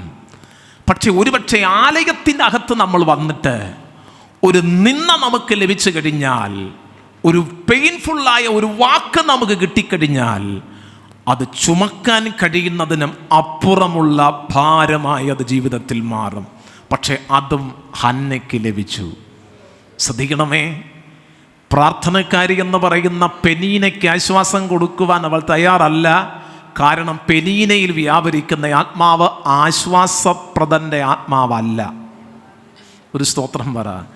ഞാൻ അതിനകത്തുനിന്നൊരു ദൂതെടുത്ത് പറയുന്നു. ദൈവമക്കളെ, നാം മറ്റുള്ളവർക്ക് എക്കാലവും ആശ്വാസമായിരിക്കണം. നമ്മൾ നമ്മുടെ വീട്ടിനകത്ത് നമ്മൾ മറ്റുള്ളവർക്ക് ആശ്വാസം കൊടുക്കുന്നവരായിരിക്കണം. ഒരുപക്ഷെ മറ്റുള്ളവർ നമ്മുടെ ആശ്വാസത്തിൻ്റെ തീനാളങ്ങൾ കെടുത്തുന്നവരായിരിക്കാം. പക്ഷെ എങ്കിലും നീ അത് സഹിച്ചുകൊണ്ട് നിന്റെ ആശ്വാസത്തെ നശിപ്പിക്കുന്നവർക്ക് നീ ആശ്വാസം സമ്മാനിക്കുന്നവനായിരിക്കണം. അതാണ് ക്രിസ്തുവിൻ്റെ സ്വഭാവം. നാട്ടിൽ നമുക്ക് ഉരുത്തിരിഞ്ഞു വരുന്ന നിന്ദകളുടെ നടുവിൽ, നമ്മെ അപമാനിക്കുന്ന ചുറ്റുവട്ടങ്ങളുടെ നടുവിൽ നാം യാതൊരു വിദ്വേഷവും കൂടാതെ ശത്രുക്കളെ സ്നേഹിക്കുവാൻ പറഞ്ഞ ക്രിസ്തുവിൻ്റെ മനോഭാവത്തിൽ നാട്ടിൽ നിന്നും നമുക്കെതിരെ വരുന്ന നിന്ദകളെ നമ്മൾ അതിജീവിച്ച് അവരെ സ്നേഹിക്കുന്നവരാകണം. ദേവാലയത്തിലേക്ക് വന്നപ്പോൾ അവൾ കൊടുക്കുന്ന മറുപടി വളരെ വിചിത്രമായ ഒരു മറുപടിയാണ്. അവൾ പറയുന്നത് ഇങ്ങനെയാണ്: ഞാൻ വീഞ്ഞു കുടിച്ച് മതോമത്തയായിരിക്കുന്ന ഒരു സ്ത്രീ അല്ല, ഞാൻ ദൈവദാസൻ ഉദ്ദേശിക്കുന്നത് പോലെയുള്ള ഒരു വ്യക്തിത്വമല്ല, ഞാൻ മനവേദനയുള്ള ഒരു സ്ത്രീയാണ്. നിങ്ങൾ തിരിച്ചറിയണം, ഏലി എന്ന കർത്തൃദാസന് വിവേചനാത്മാവില്ലാതെ പോയതുകൊണ്ട് അവൾ വീഞ്ഞു കുടിച്ചു മത്തയായിരിക്കുന്നു എന്ന് അദ്ദേഹത്തിന് പറയേണ്ടി വന്നു. പക്ഷേ അവൾ പറയും, സാവകാശം നിന്ന ചുമക്കുന്നവൾ പൊട്ടിത്തെറിക്കേണ്ട സന്ദർഭമാണത്. ആമേൻ സ്തോത്രം. ഇനി ചർച്ചിൽ വരത്തില്ലെന്ന് പറയേണ്ടുന്ന ആ ഒരു രംഗമാണ് വെളിപ്പെട്ടത്. പക്ഷേ അവൾ പറയുന്നു, ആമേൻ സ്തോത്രം, ഞാൻ നിന്ന വഹിക്കുന്നവൾ, വേദന സഹിക്കുന്നവൾ, ഭാരം വഹിക്കുന്നവൾ എന്നവൾ സ്തോത്രം പറയുമ്പോൾ ആമേൻ ഏലിക്ക് മനസ്സിലായി ഇവൾ തലമുറയില്ലാത്തവളാണ്. അതുകൊണ്ട് ഒരു കാലഘട്ട മുഴുവൻ നിന്ന ഇവൾ അനുഭവിക്കുന്നത് കൊണ്ട് അദ്ദേഹത്തിലൂടെ ഒരു ദൂത്, അദ്ദേഹം പ്രവാചകനല്ല, പക്ഷെ അദ്ദേഹത്തിലൂടെ ഒരു ദൂത് ദൈവം കൊടുത്തു. അടുത്ത വർഷം നിന്റെ നിന്ന മാറിയിരിക്കും. നിങ്ങൾ തിരിച്ചറിയണം ഇന്ന് പകൽക്കാലം ദൈവമക്കളെ, ഈ ഹന്നയ്ക്ക് ദൈവം പ്രാർത്ഥിച്ച ഉടനെ മറുപടി കൊടുക്കാത്തതിൻ്റെ ഒറ്റ കാരണം ഞാൻ പറയാം. ദേശത്ത് ദൈവവചനം ദുർലഭമായി കൊണ്ടിരിക്കുന്നു. ദേശത്ത് ദർശനങ്ങളില്ലാതെ ആയിത്തീർന്നുകൊണ്ടിരിക്കുന്നു. ഏലി പുരോഹിതൻ്റെ മക്കൾ പോലും ദൈവകൃപയിൽ നിന്നും അകന്നു പോയിക്കൊണ്ടിരിക്കുമ്പോൾ ദൈവത്തിൻ്റെ സമയത്തിന് ദൈവത്തിൻ്റെ ശമൂവേലിനെ ദാൻ മുതൽ ബെർശോബെ വരെ ഓട്ടിച്ചൊരു ശുശ്രൂഷ ചെയ്യിപ്പിക്കാൻ, ആമേൻ സ്തോത്രം, പുറത്തു കൊണ്ടുവരാൻ ദൈവം കണ്ട പാത്രമാണ് ഹന്ന. ഇന്ന് പകൽ തിരിച്ചറിയണം, വീട്ടിൽ നിനക്ക് നിന്ന കാണും, നാട്ടിൽ നിനക്ക് നിന്ന കാണും, പക്ഷേ ആമേൻ സഭയിലും നിനക്ക് നിന്ന കാണും. പക്ഷെ നിന്ന ചുമക്കുന്ന നിന്നിലൂടെ ചില ദൈവ പ്രവർത്തികൾക്ക് ദൈവം കുറിപ്പിട്ട് വച്ചിട്ടുണ്ടെന്ന് ഇന്ന് പകൽക്കാലം പരിശുദ്ധാത്മാവ് പ്രവചിക്കുന്നു. ആമേൻ ഏത് നിന്നയാണോ സ്തോത്രം നീ ചുമക്കുന്നത്, ഏത് വിധത്തിലുള്ള നിന്നയാണോ ഇന്ന് പകൽ നീ അനുഭവിച്ചു കൊണ്ടിരിക്കുന്നത്, ആ നിന്നയ്ക്ക് എതിരെ ആമേൻ നിനക്ക് പോരാടുവാൻ കഴിയത്തക്ക രീതിയിൽ നിനക്കൊരു തലമുറയെ തന്ന് മാനിക്കുന്ന ദൈവപ്രവൃത്തി ആമേൻ സ്തോത്രം ഹന്നയിൽ വെളിപ്പെട്ടെങ്കിൽ അത് ഒരു തലമുറയല്ല, ആമേൻ സ്തോത്രം, പിന്നെയും 6 തലമുറകളെ ദൈവം അവൾക്ക് കൊടുത്ത് ആമേൻ സ്തോത്രം നിന്ദിച്ചവൻ്റെ മുട്ട് ദൈവം മടക്കിപ്പിച്ചു. ആമേൻ ഇന്ന് പകൽ ആരോടൊക്കെ പരിശുദ്ധാത്മാവ് സംസാരിക്കുന്നു. ആമേൻ സ്തോത്രം, നിന്നെ നിന്ദിച്ച് ആമേൻ കരയിപ്പിക്കുന്നവരുടെ നടുവിൽ അവരുടെ മുട്ടുമടക്കുന്ന ഒരു ദൈവപ്രവൃത്തി നിന്നിലേക്ക് ഇറങ്ങി വരുന്ന ഒരു ദിവസമുണ്ടെന്ന് വിശ്വസിക്കാൻ കഴിയുന്ന എത്ര ദൈവമക്കൾ ഇതിനകത്തുണ്ട്. മാറാനാഥ എന്ന് പറയുന്ന ഈ പ്രസ്ഥാനത്തെ നിന്ദിച്ചു പോയ ചിലര്, മാറാനാഥ എന്ന് പറയുന്ന ഈ പ്രസ്ഥാനത്തെ വിരൽ ചൂണ്ടി ശപിച്ച ചിലര്, ഇന്ന് പകൽ പരിശുദ്ധാത്മാവ് പറയുന്നു ഈ പ്രസ്ഥാനം നിലനിൽക്കത്തില്ലെന്ന്. ആമേൻ സ്തോത്രം, വിധി പറഞ്ഞ എത്രയോ ആമേൻ സ്തോത്രം ഏലി പുരോഹിതന്മാരുണ്ടെന്നറിയാമോ? ഇന്ന് പകൽ പരിശുദ്ധാത്മാവ് പറയുന്നു അവരുടെ നടുവിൽ ഒന്നുകൂടെ ഈ പ്രസ്ഥാനം പൊട്ടിക്കിളിർക്കാൻ പോകുകയാ.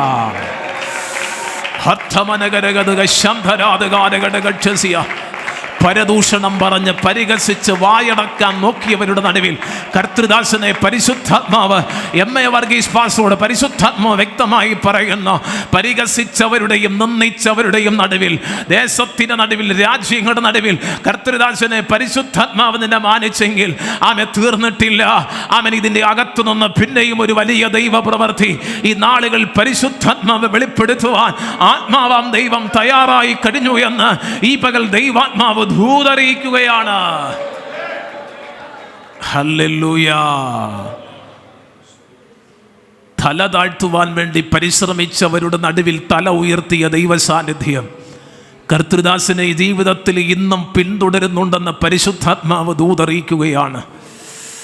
ഹദനഗരാധനക ശബ്ദരാദി ഒരു കാലഘട്ടത്തിൻ്റെ അപ്പോസ്തലനായി റിമന ഹദന ജഗക്ഷസിയ ശുശ്രൂഷയുടെ മേഖലകൾക്ക് പിന്നെയും ആത്മാവാക്കം കൂട്ടി അർത്ഥനെ രഗതന ഘടകസ്യ ശരീരത്തിൻ്റെ ബലഹീനതകളെ മറന്നുകൊണ്ട് അവൻ ഓടുന്ന ഓട്ടത്തിന് അതർക്കമന രഗതന ഘടകസ്യാദനാദിയ പ്രൗഢാരഗതൽ ഘടകജനാദിക ആഹാവിൻ്റെ രഥത്തിന് മുമ്പേ കയറി ഓടാൻ ദൈവത്തിൻ്റെ കരം ഏലിയാവിൻ്റെ മേൽ വന്നതുപോലെ അർത്ഥമനാരകഥന ഇപ്പോൾ ഓടിക്കൊണ്ടിരിക്കുന്നതിനേക്കാൾ അധികം ശക്തിയോടെ ഓടി പിന്നെയും ചില ശുശ്രൂഷകൾ ചെയ്തെടുക്കാൻ പരിശുദ്ധാത്മാവം ദൈവത്തിൻ്റെ കരം അവ പിന്നെയും കടന്നു പിടിക്കുന്ന ആ ദിവസങ്ങളെന്ന് പരിശുദ്ധാത്മാവ് ദൈവദാസനെ നോക്കി ദൂതറിയിക്കുകയാണ്.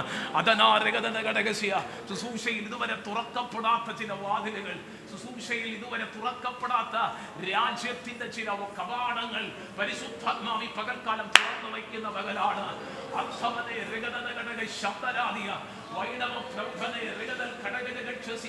വചനത്തിന്റെ ആഴങ്ങളിലൂടെ മാത്രം സഞ്ചരിക്കുന്ന ഒരു സഞ്ചാര ശുശ്രൂഷ മാത്രമല്ല, അതിലൂടെ വെളിപ്പെടാൻ പോകുന്ന അഭിഷേകത്തിന്റെ ശക്തിയാൽ ചില രോഗശാന്തികളും ഭൂതശാന്തികളും ചിലതിന്റെ മേൽ ആത്മാഭിഷേകം ഇറങ്ങി ശക്തിയോടെ വെളിപ്പെട്ടു വരുന്ന അനുഭവങ്ങളിലൂടെ ശുശ്രൂഷകളുടെ തിളക്കം വർദ്ധിക്കുമെന്ന് ആത്മാവ് അറിയിക്കുകയാണ്. അസ്തമാനം കാത്തിരുന്നവരുടെ നടുവിലാണ് കർത്തൃദാസനെ ദൈവം നിന്നെ വച്ചയിക്കുന്നതെന്ന് പരിശുദ്ധാത്മാവ് ദൂതറിയിക്കുന്നു. വിധി പറഞ്ഞവർ പലരും ഇന്ന് മണ്ണിലില്ല. ദിവസങ്ങളിൽ കരുത്തോടെ പ്രാർത്ഥനയിൽ പിന്നെയും ജാഗരിച്ച് മുന്നോട്ട് കയറി വരുവാൻ പരിശുദ്ധാത്മാവി പകൽക്കാലം പിന്നെയും ദൂതറിയിക്കുകയാണ്. കരങ്ങൾ ഉയർത്തി കർത്താവിന് നന്ദി പറഞ്ഞാട്ടെ. ശക്തിയോടെ ദൈവത്തിന് സ്തോത്രം വര. ഒരു കാലഘട്ടം നീ നിന്നെ അനുഭവിക്കുവാൻ ദൈവം അനുവദിക്കും. എന്തിനെന്നറിയാമോ? അടുത്തൊരു സമയം നിനക്ക് വേണ്ടിയുള്ള സമയമെന്ന് തിരിച്ചറി. എന്നും നിന്റെ ജീവിതം നിന്ദിക്കപ്പെട്ടും അപമാനിക്കപ്പെട്ടും ഇരിക്കാൻ ദൈവം അനുവദിക്കത്തില്ല. നിന്ദിച്ചവരുടെ നടുവിൽ തലയെടുപ്പോടുകൂടെ നിന്നെ നിർത്തുന്ന ഒരു കാലഘട്ടം വരുന്നു എന്ന് പരിശുദ്ധാത്മാവ് ഇതിനകത്തിരിക്കുന്ന സകല ദൈവജനത്തെ നോക്കി ഈ പകൽ പ്രവചനാത്മാവിൽ പ്രവചിച്ചു പറയുന്നു. ആമേൻ. അതുകൊണ്ട് ഈ ദൂത ശക്തമായി ഏറ്റെടുത്തോ. ഒരു ദൈവ പ്രവർത്തിക്ക് വേണ്ടി സ്തോത്രയാഗം അർപ്പിച്ചു തുടങ്ങിക്കോ. ഹല്ലേലൂയ.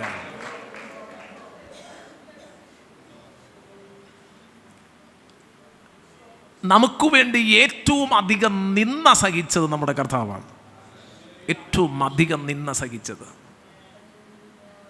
എനിക്ക് എത്രത്തോളം ഞാൻ ഈ ദൂത് പൂർത്തിയാക്കാൻ പറ്റുമെന്ന് അറിയത്തില്ല. പരിശുദ്ധാത്മാവ് എന്നെ ഏൽപ്പിച്ചത് കൊണ്ടാണ് ഞാൻ ഈ വിധത്തിൽ ദൂത് ഈ പകൽ പറഞ്ഞിങ്ങനെ പോകുന്നത്. അതുകൊണ്ട് ഈ ഭാഗം പകലത്തെ ഈ സെക്ഷനിൽ എത്രത്തോളം ദൂത് പറയാൻ കഴിയുമോ അത്രയും ദൂത് പറഞ്ഞ് ആമീസ്തോത്രം നിങ്ങൾക്ക് വേണ്ടി ആമീസ്തോത്രം പ്രാർത്ഥിക്കുവാൻ തയ്യാറാകും. ദൈവത്തിന് സ്തോത്രം. അതുകൊണ്ട് ശക്തമായി പ്രാർത്ഥനയോടിരിക്കണം. നമ്മുടെ കർത്താവാണ് നമുക്ക് വേണ്ടി ഏറ്റവും അധികം നിന്ന സഹിച്ചത്. ഏറ്റവും അധികം നിന്ന നമ്മുടെ കർത്താവ്. യെശയ്യാപ്രവാചകന്റെ പുസ്തകം 53-ാം അധ്യായം പഠിക്കുമ്പോൾ 1, 2, 3, 4 വാക്യങ്ങളൊക്കെ നമ്മൾ പഠിച്ചു വരുമ്പോൾ അവിടെ രേഖപ്പെടുത്തിയിട്ടുണ്ട്. നമ്മുടെ കർത്താവ് നമുക്ക് വേണ്ടി സഹിച്ച നിന്ന. ഒന്ന് വായിക്കാമോ വാക്യം? ഞങ്ങൾ കേൾപ്പിച്ചത് ആർ വിശ്വസിച്ചിരിക്കുന്നു? യഹോവയുടെ ഭുജം ആർക്ക് വെളിപ്പെട്ടിരിക്കുന്നു? അവൻ ഇളയ തൈ പോലെയും വരണ്ട നിലത്തു നിന്ന് വേർമുളയ്ക്കുന്നത് പോലെയും അവൻ്റെ മുൻപാകെ വളരും. അവന് രൂപഗുണമില്ല, കോമളത്വമില്ല, കണ്ടാൽ ആഗ്രഹിക്കത്തക്ക സൗന്ദര്യവുമില്ല. അവന് കണ്ടാൽ ആഗ്രഹിക്കത്തക്ക സൗന്ദര്യം ഇല്ലേ? സൗന്ദര്യമുണ്ട് അവന്.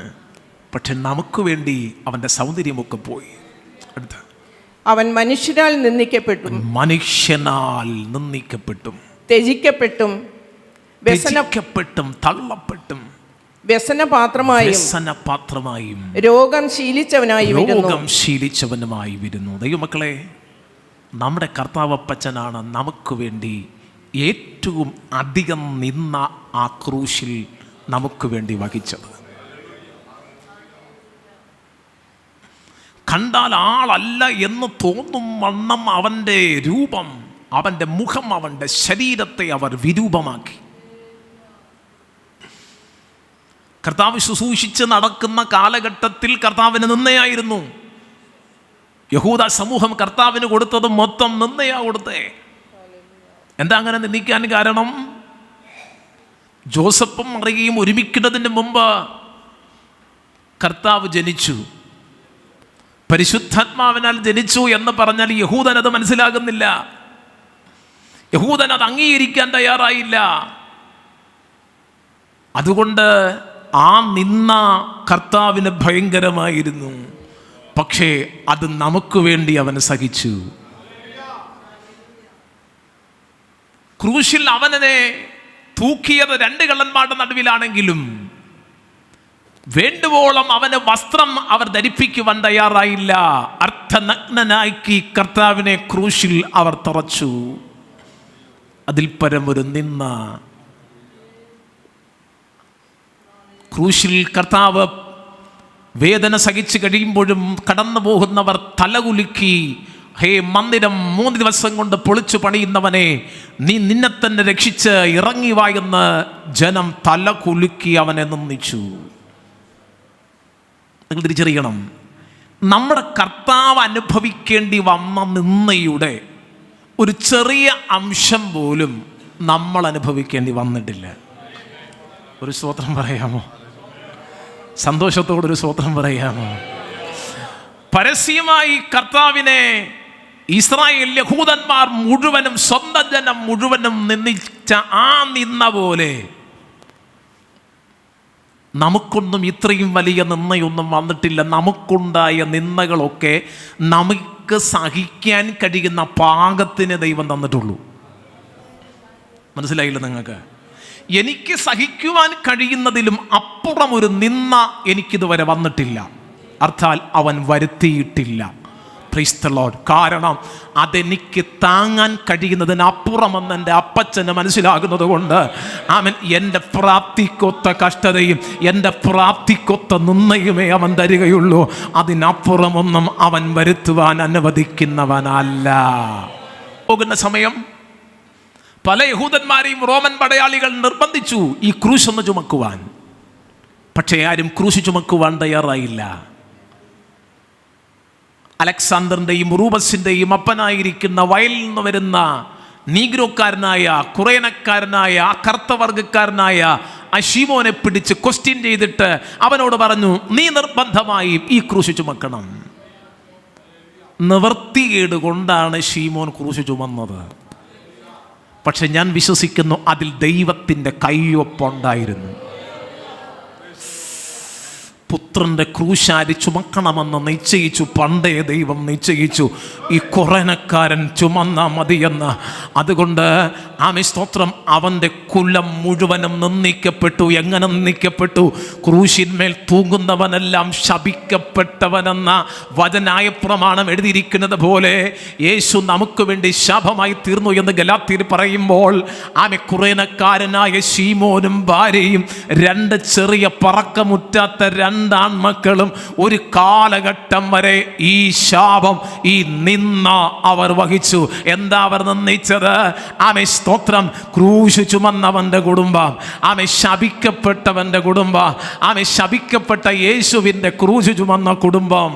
പിള്ളേരെങ്ങോട്ട് തിരിഞ്ഞാലും അന്ന് ലോകം പറയുമായിരുന്നു, ഇത് ആ കുറേനക്കാരൻ്റെ പിള്ളേരാ, അത് ശപിക്കപ്പെട്ട കുടുംബമാ, ആരും തൊടാൻ പോലും ആഗ്രഹിക്കാത്ത ക്രൂശ്.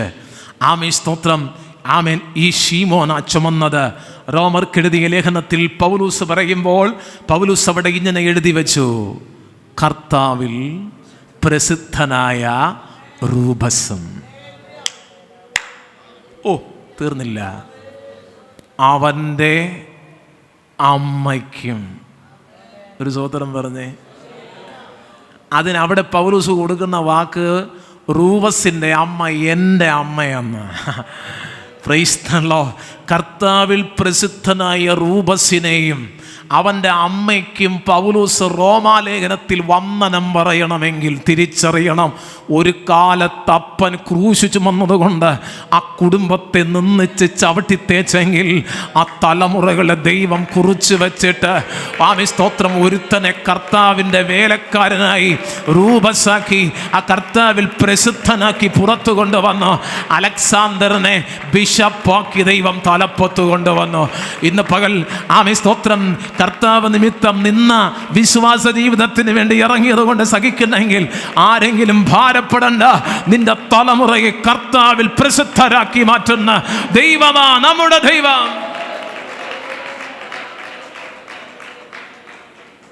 Thank you Jesus.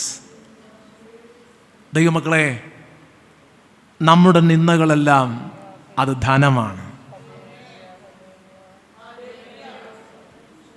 നമ്മൾ കേൾക്കുന്ന ഇതുവരെ കേട്ട നിന്ദകൾ, ഇതുവരെ അനുഭവിച്ച നിന്ദകളെല്ലാം നമ്മുടെ സമ്പാദ്യമാണ്.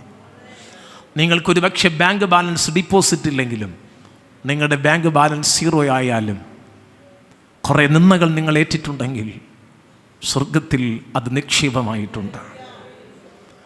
അതവിടെ ചെല്ലുമ്പോൾ അല്ല കണക്ക് തീർക്കുന്നത്, ഇവിടെ വെച്ചവൻ കണക്ക് നമുക്ക് തീർത്തിട്ടേ മേഖലയിലോട്ട് വിളിക്കൂ. അത് നിങ്ങൾക്ക് മാത്രമല്ല, നിങ്ങളുടെ തലമുറകൾക്കും ദൈവം അത് നന്മയ്ക്കായി കണക്കിടും. യേശു നിമിത്തം, യേശുവിൻ്റെ വേല നിമിത്തം, യേശുവിൻ്റെ വിശ്വാസം നിമിത്തം ഒരുപക്ഷെ നിങ്ങൾ വീട്ടിനകത്തുനിന്ന് പുറന്തള്ളപ്പെട്ടിരുന്നെങ്കിൽ, രക്തബന്ധങ്ങൾ നിങ്ങളെ അകറ്റിയെങ്കിൽ, നിങ്ങളുടെ തലമുറകൾ അപമാനിക്കപ്പെടേണ്ടി വന്നെങ്കിൽ, ആത്മാവിൽ വിളിച്ചു പറയുന്നു, അത് നീതിയായി കണക്കിടുന്ന ഒരു സമയം ഇനി അധികം വൈകത്തില്ല. മടങ്ങി വരാം സെഖര്യാവിലേക്ക്. ആ കുടുംബം അനുഭവിച്ച കുടുംബം, അനുഭവിച്ച ആ കുടുംബത്തിൻ്റെ അടുക്കൽ അബിയാക്കൂറിൻ്റെ ക്രമത്തിൽ ദേഹം ആലയത്തിൽ ശുശ്രൂഷിക്കുമ്പോൾ, ധൂപം കാട്ടിക്കൊണ്ട് നിൽക്കുമ്പോൾ, ദൈവത്തിൻ്റെ മാലാഹ പ്രത്യക്ഷനായിട്ട് അവനോട് പറഞ്ഞു, സെഖര്യാവേ, നിന്റെ പ്രാർത്ഥനയ്ക്ക് ഉത്തരം ആയി. കൈവക്കി ഒരു സ്തോത്രം പറ.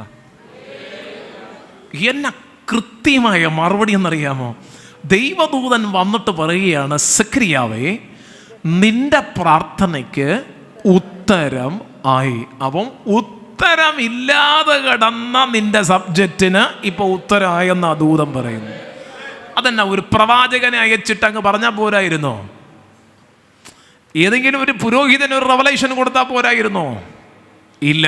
അതും സ്വർഗത്തിലെ മാലാഹയെ തന്നെ, ഗബ്രിയേലിനെ തന്നെ ഇന്നോട്ട് പറഞ്ഞയച്ചിട്ട് ആമിസ്വത്ര കർത്തരാജനോട് പറയുകയാണ്, നിന്റെ പ്രാർത്ഥനയ്ക്ക് ഉത്തരമായി നിന്റെ ഭാര്യ എലിസബത്ത് ഗർഭം ധരിക്കാൻ പോകുക, ഒരു തലമുറ, ഒരു ആൺ തലമുറ പുറത്തു വരാൻ പോകുക. പുരോഹിതനാണെങ്കിലും നമുക്കൊക്കെ ഭയങ്കര വിശ്വാസമാണേ, പക്ഷെ പുരോഹിതനാണെങ്കിലും ഈ പ്രായത്തിൻ്റെ ഇതിൽ അദ്ദേഹത്തിന് സംശയമുണ്ടായി. Price the Lord. അബ്രഹാമിന് സംശയമുണ്ടായി, കവണ്ണ് വീണ് ചിരിച്ചു. അമ്മമ്മ ആമീശ്വരം റൂമിനകത്ത്, കൂടാരത്തിൻ്റെ അകത്തിരുന്ന് ഉള്ളുകൊണ്ട് ചിരിച്ചു. Price the Lord. കാരണം പ്രായമാ വിഷയം. ഇവിടെ സെഖര്യാവിനും ദൂത് നല്ലതാ, പക്ഷെ പ്രായം ഒരു വിഷയമാണ്. Price the Lord. നമ്മൾ പറയാറില്ലേ, പാസ്റ്ററെ, കർത്താവിൻ്റെ വേല ചെയ്യാൻ ആഗ്രഹമുണ്ട്, പക്ഷെ പ്രായം ഇപ്പോൾ ഒരു വിഷയമാണ്. പാസ്റ്റർ കൂടെ ഒക്കെ ഇറങ്ങി പ്രവർത്തിക്കാൻ ഇഷ്ടമുണ്ട്, പക്ഷെ പ്രായം ഇപ്പോൾ ഒരു വിഷയമാണ്. അതിൻ്റെ കാലേബിനെ വിളിച്ച് ചോദിച്ചാൽ പറയും, കാലേബെ, പ്രായം ഒരു സബ്ജക്റ്റാണോ?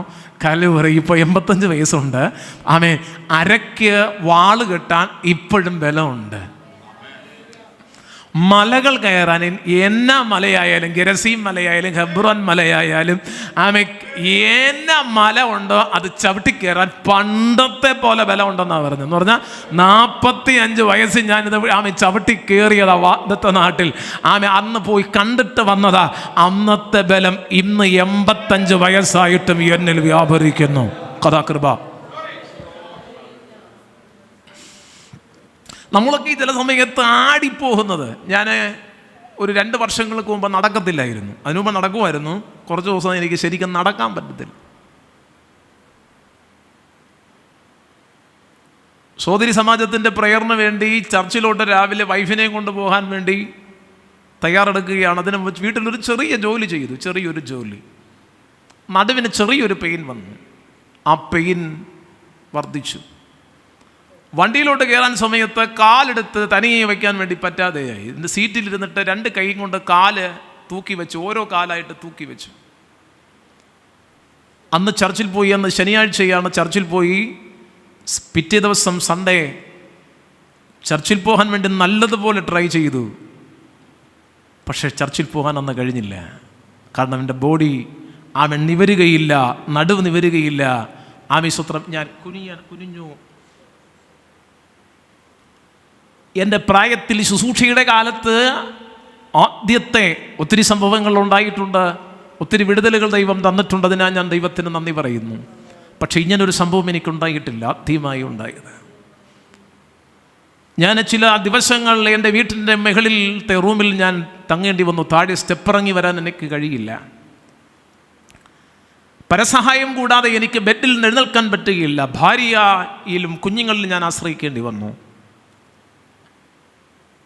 ചില സമയത്ത് നടുവിന് വേദന ഉണ്ടാകും. ആ സമയത്ത് ഞാൻ നിലവിളിക്കും. താഴത്തെ നിലയിൽ നിൽക്കുന്ന കുഞ്ഞുങ്ങളായാലും ഭാര്യയായാലും ഓടി വരും. തലമുറകൾ വന്ന് ഈ നടുവിൻ്റെ ഭാഗത്ത് കൈവച്ച് പ്രസ് ചെയ്യും. അപ്പോഴെനിക്ക് ആശ്വാസമുണ്ടാകും. അങ്ങനെയുള്ള ഒരു കഷ്ടകാലം എനിക്കുണ്ടായിരുന്നു. ഹോസ്പിറ്റലിൽ കടന്നുപോയി, സ്പെഷ്യൽ ഡോക്ടറെ കണ്ടു, വൈദ്യശാലയിൽ പോയി. പക്ഷേ അവിടെ കൊണ്ടൊന്നും പ്രശ്നത്തിന് പരിഹാരം വന്നില്ല. പരിഹാരമുണ്ടായത് പ്രാർത്ഥനയിൽ പരിഹാരമുണ്ടായി. ശക്തിയോടെ സ്തോത്രം പറഞ്ഞേ. ചില സന്ദർഭങ്ങൾ നമുക്ക് സഹിക്കുവാൻ കഴിയാത്തത് എന്ന് തോന്നുന്ന ചില പ്രതിസന്ധികൾ നമുക്കുണ്ടാകും. പക്ഷേ അവിടെ ദൈവം കൈവിട്ടു എന്നല്ല അതിൻ്റെ അർത്ഥം. ദൈവം അപ്പോഴും കൂടെ ഉണ്ട് എന്ന യാഥാർത്ഥ്യം ആമേ സ്തോത്രം നമ്മൾ മനസ്സിലാക്കാൻ അല്പം വൈകുമെന്നേ ഉള്ളൂ. ഇവിടെ പ്രാർത്ഥനയ്ക്ക് ഉത്തരമായി, പ്രാർത്ഥനയ്ക്ക് ഉത്തരം കൊടുക്കുക ദൈവം. നിങ്ങൾ തിരിച്ചറിയണം, ഈ ഉത്തരം നേരത്തെ ആയിരുന്നെങ്കിൽ സെഖര്യാവിൻ്റെ ഐഡിയ അനുസരിച്ച് ഒരു പുരോഹിതനെ കിട്ടുമായിരുന്നു. പ്രാർത്ഥനയ്ക്കുള്ള മറുപടി നേരത്തെ ആയിരുന്നെങ്കിൽ സെഖര്യാവിനൊരു മോനെ കിട്ടുമായിരുന്നു. അത് എങ്ങനെയുള്ള മോൻ? തന്നെ പോലെ ധൂപം കാട്ടാൻ കൊള്ളാകുന്ന, അബിയക്കൂറിൻ്റെ ക്രമത്തിൽ ശുശ്രൂഷിക്കാൻ കൊള്ളാകുന്ന ഒരു പുരോഹിതനെ കിട്ടുമായിരുന്നു. പക്ഷെ ദൈവത്തിൻ്റെ സമയത്ത് ഒരു തലമുറയെ ദൈവം കൊടുക്കാൻ തയ്യാറായപ്പോൾ യെശയ്യാവിലൂടെയും മലാഖിയിലൂടെയും പണ്ട് പ്രവചിച്ച പ്രവചനത്തിൻ്റെ നിവൃത്തിയായ ഒരു യോഹന്നാൻ സ്നാപകൻ പുറത്തു വരാൻ ആമേൻ സെഖര്യാവേ നീ അല്പം കാത്തിരിക്കേണ്ടി വന്നു. തിരിച്ചറിയണം, ചില പ്രാർത്ഥനകളുടെ മറുപടികൾ വൈകുന്നത് ചില പ്രവചന നിവർത്തികൾ നടക്കാനുള്ളത് കൊണ്ടാണ്. പ്രാർത്ഥനയ്ക്കുള്ള ചില മറുപടികൾ വൈകുമ്പോൾ ഭാരപ്പെടണ്ട. ആമേ ചില പ്രവചന ദൂതുകളുടെ നിവർത്തി ആമേ സ്തോത്രം നിറവേറാനുള്ളത് കൊണ്ട് ആമേ ദൈവം അതിനെ അല്പം താമസിപ്പിച്ച് വയ്ക്കുന്നു. അതിനെ ചൊല്ലി ഭാരപ്പെടേണ്ട ആവശ്യമില്ല. ഇന്നല്ലെങ്കിൽ നാളെ ആ ദർശനം, ആ ദൂത് സമാപ്തിയിലേക്ക് ആമേ സ്തോത്രം വരാൻ പുറപ്പെടും. ശംധരാധന ഹത്തുനാരകസ്യാധന.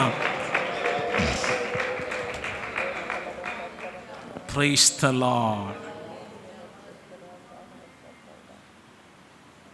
ദൈവം യോഹന്നാനെ കൊടുത്തു.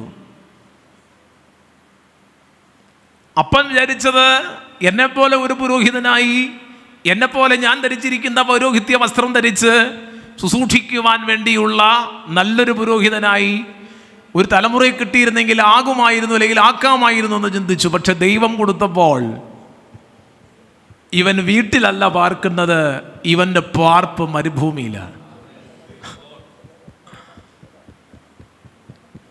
ഒരു പ്രായം കഴിഞ്ഞപ്പോൾ യോഹന്നാൻ പിന്നെ വീട്ടിലില്ല, യോഹന്നാൻ പിന്നെ മരുഭൂമിയിലാണ്. അപ്പം ചിന്തിച്ച് കാണും, തലമുറ ലഭിച്ച് സന്തോഷം, പക്ഷെ വീട്ടിൽ ഇപ്പോൾ ആളില്ല. എന്താ കാര്യം? മരുഭൂമിയില.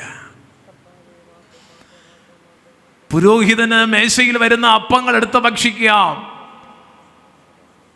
അപ്പൻ്റെ ഇഷ്ടമനുസരിച്ച് ഈ മോന് മേശയിൽ നിന്നുള്ളതായ അപ്പങ്ങൾ തിന്നാൻ വീട്ടിലില്ല. ഇവൻ മരുഭൂമിയിലാണ്. ഇവൻ അവിടെ വെട്ടുക്കിളിയും കാട്ടുതേനും തിന്നുകൊണ്ട് ജീവിക്കുക. ഭക്ഷണത്തിന് വ്യത്യാസം, പാർപ്പിന് വ്യത്യാസം. അപ്പനെ പോലെ വസ്ത്രം ധരിച്ച് അങ്കി ഇട്ടുകൊണ്ട് നടക്കുമെന്നാണ് അപ്പച്ചൻ ചിന്തിച്ചത്. പക്ഷേ അങ്കിയില്ല, അരയിലൊരു തോൽവാറുണ്ട്, ഒട്ടകരോമം കൊണ്ടുള്ള ഒരു ചട്ട ഇട്ടിട്ടുണ്ട്, ഒരു ഉടുപ്പിട്ടിട്ടുണ്ട്. വേഷത്തിൽ വ്യത്യാസം. ദൈവം കൊടുത്തതാ. ദൈവം കൊടുത്തപ്പോൾ ഒരു വെറൈറ്റി ആമേ തലമുറയെ കൊടുത്തു. വേഷത്തിൽ വ്യത്യാസം, ഭക്ഷണത്തിന് വ്യത്യാസം, താമസ സ്ഥലത്തിന് വ്യത്യാസം, പക്ഷെ ദൈവവുമായി സിൻസിയറായ ബന്ധം. ഹല്ലേലൂയ.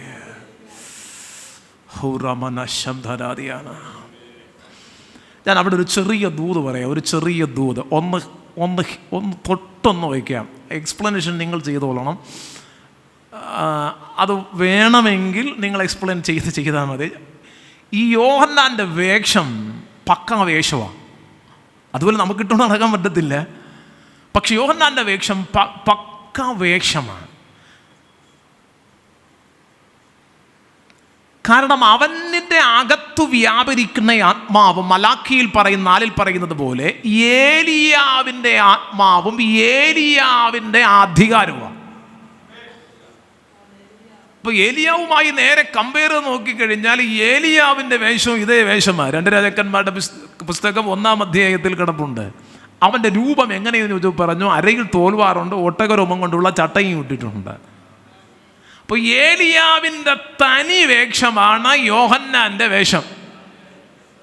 Price the Lord. അപ്പോൾ തിരിച്ചറിയണം, ആത്മാവ് നല്ലതാണെങ്കിൽ, അകത്തിരിക്കുന്ന ആത്മാവ് നല്ലതാണെങ്കിൽ വേഷവും നല്ലതായിരിക്കും. വേഷം കണ്ടാൽ അറിയാം എവിടെ നിന്നാ വരുന്നേ. ഒരു സ്തോത്രം പറയാമോ? ലൂക്കാ 15 വേഷം കണ്ടാൽ അറിയാം അപ്പൻ്റെ ഇളയ മോൻ വരുന്നത് ജോലിസ്ഥലത്ത് നിന്നല്ല, പിന്നെ പന്നിക്കൂട്ടിൽ നിന്നാ വരുന്നേ. യോഹന്നാന്റെ വേഷം കണ്ടാൽ അറിയാം അവൻ മരുഭൂമിയിൽ ദൈവത്തോടുകൂടെ ഇരുന്ന് ദൈവകൃപയോടുകൂടെ അവൻ എഴുന്നേറ്റ് വരികയാണ്. മർക്കോസ് 5 വളരെ വേദനയോടെ ഞാൻ ഒരു വാക്കതിൽ നിന്ന് പറയാം. ഗദരദേശത്തെ ആ പാവം മനുഷ്യനെ കണ്ടാൽ അറിയാം അവനിൽ ദൈവാത്മാവില്ല, അതുകൊണ്ട് അവന് സുബോധമില്ല. അശുദ്ധാത്മാവ് അവനിൽ വ്യാപരിക്കുന്നു. അതും 1 അല്ല, 6000 എണ്ണം വരെ അതിന് അകത്ത് വ്യാപരിക്കുന്നു. അതുകൊണ്ട് അവൻ നഗ്നനായി മാറിയിരിക്കുക. നിങ്ങൾ അവിടെ ഭാഗം ഒരു അടിവരയിട്ട് നിങ്ങൾ അവിടെ നിന്ന് ഒരു ചിന്ത നിങ്ങൾ എടുക്കണം ദൈവമക്കളെ. വളരെ ഹമ്പിളായി ഞാൻ ആ ഭാഗം പറയുകയാണ്. Price the Lord. അകത്ത് പരിശുദ്ധാത്മാവ് ഉണ്ടെങ്കിൽ അത് സുബോധത്തിൻ്റെ ആത്മാവ് ഉണ്ടെങ്കിൽ വേഷം പക്കയായിരിക്കും. അകത്ത് പരിശുദ്ധാത്മാവ് ഇല്ല, ഏതെങ്കിലും ദുരാത്മാവിൻ്റെ ചാഞ്ചാട്ടം ചലനമകത്ത് തുടങ്ങിയിട്ടുണ്ടെങ്കിൽ അത് വേഷഭൂക്ഷാദികളിൽ നിന്ന് തിരിച്ചറിയാൻ കഴിയും. വിസ്താര ഭയത്താൻ ഞാൻ ആ ഭാഗം അവിടെ നിർത്തുകയാണ്. ആ ഭാഗം പ്രൈസ് ദി ലോർഡ്. ആ ഭാഗം വളരെ വിശദീകരിക്കേണ്ട ഒരു ഭാഗം, പക്ഷെ ഞാൻ അവിടെ ഫുൾ സ്റ്റോപ്പ് ഇടുന്നു. ഞാൻ പറഞ്ഞ വാക്കുകൾ ആവർത്തിക്കുന്നില്ല. നിങ്ങളത് ആവർത്തിച്ച് നിങ്ങൾ സ്തോത്രം അതിനെ എക്സ്പ്ലെയിൻ ചെയ്യണം. Price the Lord. പരിശുദ്ധാത്മാവ് നമ്മുടെ അകത്തുണ്ടെങ്കിൽ നമ്മുടെ ലൈഫ് സ്റ്റൈൽ പക്കയായിരിക്കും. അത് ആത്മാവിൻ്റെ സ്റ്റൈലായിരിക്കും. Price the Lord. ഇവിടെ വേഷം ഏലിയാവിൻ്റെ വേഷം, ആത്മാവ് ഏലിയാവിൻ്റെ ആത്മാവ്, അധികാരം ഏലിയാവിൻ്റെ അധികാരം. ഇത് ലൂക്കോസിന്റെ സുവിശേഷം 1-ാം അധ്യായത്തിൽ ദൂതൻ സെക്കരിയാവിനോട് പറഞ്ഞ കാര്യമാണ്. അവന് ഏലിയാവിൻ്റെ ആത്മാവോടും അധികാരത്തോടും കൂടി ആയിരിക്കും അവൻ ജീവിക്കുന്നത്. എന്താ ഏലിയാവിൻ്റെ ആത്മാവിൻ്റെ പ്രത്യേകത? എന്താ ഏലിയാവിൻ്റെ ആത്മാവിൻ്റെ അധികാരം? കൊട്ടാരത്തിൻ്റെ അകത്തായാലും അതിനകത്തിരിക്കുന്ന ആഹാബിനെ വിരൽ ചൂണ്ടി ദൂത് പറഞ്ഞ് അവിടെ ഇരിക്കാൻ പറഞ്ഞാൽ അവിടെ ഇരുത്തുന്ന ഒരു അധികാരം. കൈ പൊക്കി ആകാശത്തേക്ക് നോക്കി ഞാൻ പറഞ്ഞിട്ടല്ലാതെ ഈ ആണ്ടിൽ മഞ്ഞും മഴയും ഉണ്ടാകത്തില്ലെന്ന് പറഞ്ഞാൽ ആമേൻ സ്തോത്രം, ദൈവം അവന് ആ അധികാരം കൊടുത്തത് കൊണ്ട് ദൈവം ആ ഭാഗം സൈൻ ചെയ്യും. Price the Lord. തിരിച്ചറിയണം, അനീതിക്ക് എതിരെ വിശുദ്ധിക്ക് വേണ്ടി, സത്യാരാധനയ്ക്ക് വേണ്ടി പൊതുരാജ്യത്ത് പൊതുജനത്തിൻ്റെ നടുവിൽ നട്ടലോടെ എഴുന്നേറ്റ ദൈവം നിർത്തിയവനാണ് ഏലിയാവെന്ന് പറയുന്ന മനുഷ്യൻ. യോഹന്നാനോ? ഏലിയാവിൻ്റെ ആത്മാവോടുകൂടെ അവൻ്റെ വരവ്, അവൻ്റെ വേഷം കണ്ടപ്പോൾ അല്ല ആൾക്കാർ കൂടിയത്, അവൻ്റെ അധരത്തിൽ നിന്ന് മടർന്നു വീണ അധികാരത്തിൻ്റെ വാക്ക് കേട്ടപ്പോൾ ജനം ഓടിക്കൂടി. നിങ്ങൾ തിരിച്ചറിയണം, ദൈവവുമായി ബന്ധമില്ലാതെ യഹൂദൻ്റെ ഇഷ്ടമനുസരിച്ച് ജീവിക്കുന്ന ആ നിശബ്ദതയുടെ കാലഘട്ടത്തിൽ പുലർക്കാലത്തെ പൂവൻ കോഴി ആമി സ്തോത്രം വിളിച്ചുണർത്തുന്നത് പോലെ സ്തോത്രം യോഹന്നാൻ്റെ അകത്തു നിന്നും പരിശുദ്ധാത്മാവ് പ്രവർത്തിക്കാൻ തുടങ്ങിയപ്പോൾ അവൻ്റെ അധരത്തിൽ നിന്നും അടർന്നു വീഴുന്ന ആത്മാവിൻ്റെ അശരീരി പോലെയുള്ള വാക്കുകൾ ആമൻ യഹൂദ ജനത്തെ, ഇസ്രായേൽ മക്കളെ മുഴുവൻ ഉണർത്തി. ആമി സ്തോത്രം, യോഹന്നാൻ എവിടെയാണോ അവിടേക്ക് ജനത്തെ കൊണ്ടുവന്നു. നിങ്ങൾ തിരിച്ചറിയണം ആ ഭാഗം.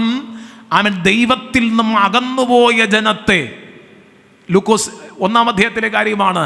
ദൈവത്തിൽ നിന്നും അകന്നുപോയ ജനത്തെ ദൈവത്തിങ്കലേക്ക് തിരിച്ചു കൊണ്ടുവരണം. എങ്ങനെ കൊണ്ടുവരണം? ഒരുക്കമുള്ള ഒരു ജനത്തെ കൊണ്ടുവരണം. ദൈവത്തിൻ്റെ മഹത്വം.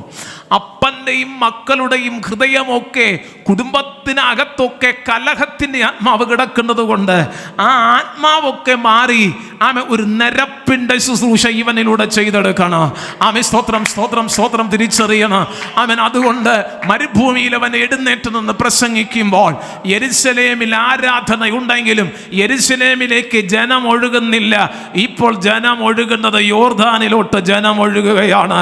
കാരണം യെരുശലേമിൽ അക്ഷരത്തിൻ്റെ ശുശ്രൂഷയേ ഉള്ളൂ, ന്യായപ്രമാണത്തിൻ്റെ ശുശ്രൂഷയേ ഉള്ളൂ. ആത്മാവിൻ്റെ ഒരു ചലനം അതിനകത്തില്ലാത്തത് കൊണ്ട് മരുഭൂമിയെങ്കിൽ മരുഭൂമി, യോർദാനെങ്കിൽ യോർദാൻ. എവിടെയാണോ ആത്മാവിൻ്റെ ചലനം വെളിപ്പെടുന്നത് അവിടോട്ട് ജനം മാറാൻ തുടങ്ങി.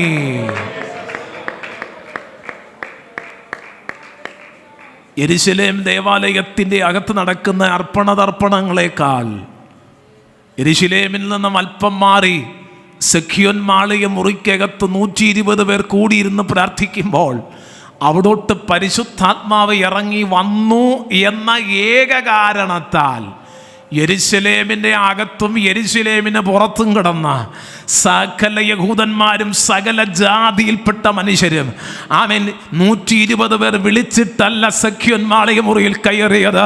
ആത്മാവ് അവിടെ ഇറങ്ങി എന്ന കാരണത്താൽ ജനം അതിനകത്തേക്ക് ഒഴുകിയെങ്കിൽ സ്തോത്രം. ഈ സഭയെ നോക്കി പരിശുദ്ധാത്മാവ് പറയുന്നു, ഇതിനകത്ത് പരിശുദ്ധാത്മാവ് ഇറങ്ങി വന്നാൽ, ഇതിനകത്ത് പരിശുദ്ധാത്മാവിൻ്റെ പ്രവൃത്തി വെളിപ്പെട്ടാൽ, ദൈവാത്മാവിൻ്റെ ക്രിയ ഇതിനകത്ത് നടന്നാൽ ജനത്തെ വിളിക്കണ്ട.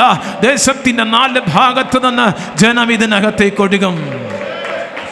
ശംധര ഘടകമന ശതുനാദികൾക്കരാതല അർത്ഥന രഗതക ശംധരേരിയ വൈദവ പ്രൗധന രഗതന ഘടക ശംധരാധനാദിയ. ആത്മാവിൻ്റെ വലിയൊരു ഒഴുക്ക്, ആത്മാവിൻ്റെ വലിയൊരു സാന്നിധ്യം, പരിശുദ്ധാത്മാവിൻ്റെ വലിയൊരു നിറവ് ശുശ്രൂഷകളിൽ വെളിപ്പെടാൻ, ജനത്തിൻ്റെ മേൽ വെളിപ്പെടാൻ, ഈ ആത്മീക ശുശ്രൂഷകൾക്ക്, ഈ നേതൃത്വങ്ങൾക്ക് എതിരെ നിന്ന് വാദിച്ചു നിൽക്കുന്ന ദേശത്തിൻ്റെ ശക്തികൾക്കെതിരെ ജനം ഈ പകൽ ആത്മാവിൽ ഒന്നിക്കുന്ന പകലാകട്ടെ. അർത്ഥമനക്ഷവരാധഗന്ധല വൈദഗച്ഛല വൈദഗച്ഛല ധീരഗന്ധല അർത്ഥമക്ഷ വൗദരാദികൾക്കരേരിക അർത്ഥനാദഗക്ഷരേരി ഗന്ധനാദല അർത്ഥമാന വൈദരേരികൾക്കനാദല വൈഡവം ധനാദികക്ഷ പ്രൗദനാദനാദിയ. ശുശ്രൂഷകളിൽ ആത്മാവിൻ്റെ ശക്തി വ്യാപരിക്കട്ടെ, ശുശ്രൂഷകളിൽ ആത്മാവിൻ്റെ ശക്തി വ്യാപരിക്കട്ടെ, പാട്ടുകളിൽ ആത്മാവിൻ്റെ ശക്തി വെളിപ്പെടട്ടെ, പ്രാർത്ഥനകളിൽ ആത്മാവിൻ്റെ ശക്തി വെളിപ്പെടട്ടെ. ഇതിൻ്റെ അകത്ത് വെളിപ്പെടുന്ന ആത്മസാന്നിധ്യം പുറത്തെ ജനത്തെ സ്വാധീനിക്കട്ടെ, ജാതികളെ സ്വാധീനിക്കട്ടെ, അക്രൈസ്തവരെ സ്വാധീനിക്കട്ടെ. യേശുവിൻ്റെ നാമത്തിൽ അടുത്തും അകലെയുമുള്ള ജനത്തെ സ്വാധീനിക്കുന്ന പരിശുദ്ധാത്മാവിൻ്റെ സാന്നിധ്യം. രിവനഗരഗമന ഹദലഗരാദന റിഗൽക്കമനഗടക ശംദരദരഗട ഹത്തുനബലവദുര ഹുരമനഗടക ശിഖാദനഗടക ഹംദരജഗദന ഘടകദനാദികൾ ഖരഗടക ജഗക്ഷസ്യാദന ഹംദരജഗദന ഘടകദുനാദഗക്ഷ പ്രൗധന റിഗന്ധന രഗദന ഘടകസ്യ ഹൗദവന ബൗധന രഗമനദുലഗട ഹതുന ജലാദഗരഗദല ഹർച്ചമനാദഗ റിഗദന ഘടക ശംദരാദനാദന.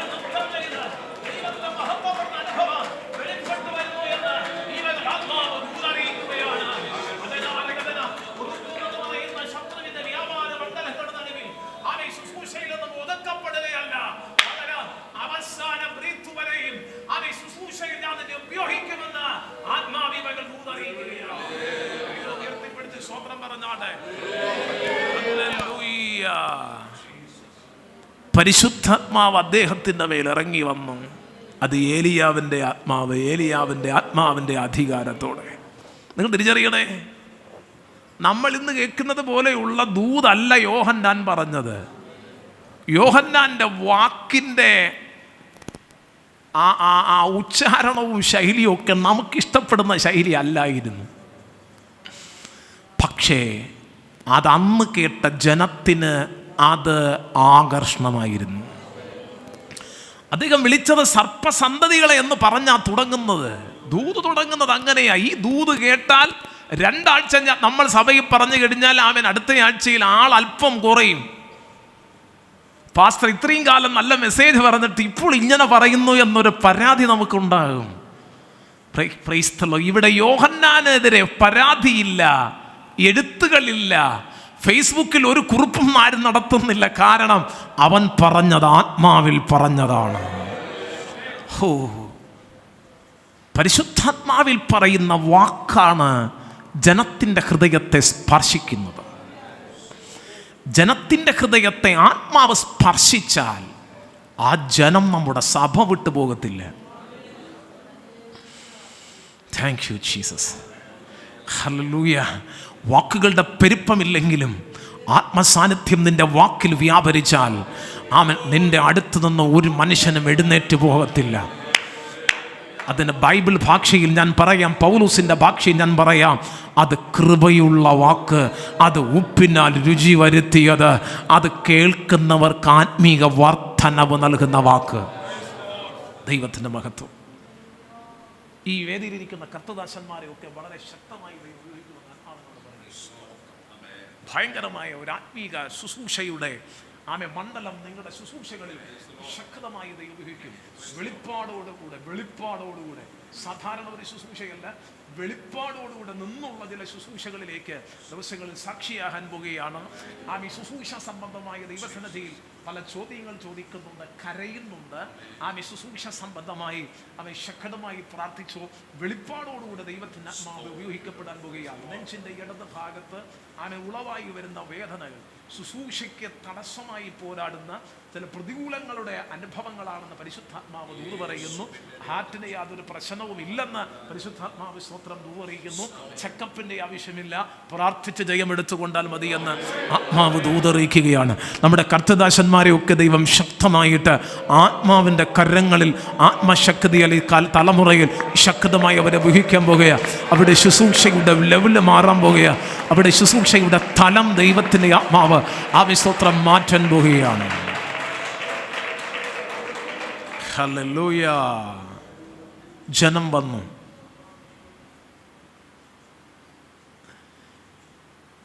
ഇദ്ദേഹത്തിൻ്റെ ശുശ്രൂഷ അതിനകത്തുള്ള മെയിൻ ടോപ്പിക് ഇത്രയേ ഉള്ളൂ: മാനസാന്തരത്തിന് യോഗ്യമായ ഫലം കായ്ക്കണം. ഒരു വാക്കൂടെ മുമ്പിൽ കൊടുത്ത് പറയണം. അങ്ങനെയാണല്ലോ പുസ്തകത്തിൽ എഴുതിയിരിക്കുന്നത്. പാപമോചനത്തിനായുള്ള മാനസാന്തര സ്നാനം. നമ്മൾ പ്രസംഗിച്ചിട്ട് ജനം കൂടുന്നതിനേക്കാൾ അധികം അന്ന് 400 വർഷം കൊണ്ടൊരു മെസ്സേജ് ഇല്ല, ഒരു സന്ദേശമില്ല, ഒരു ദൈവശബ്ദമില്ലാതെ യഹൂദൻ്റെ ഹൃത്തടം വരണ്ടിരിക്കുന്നത് കൊണ്ട്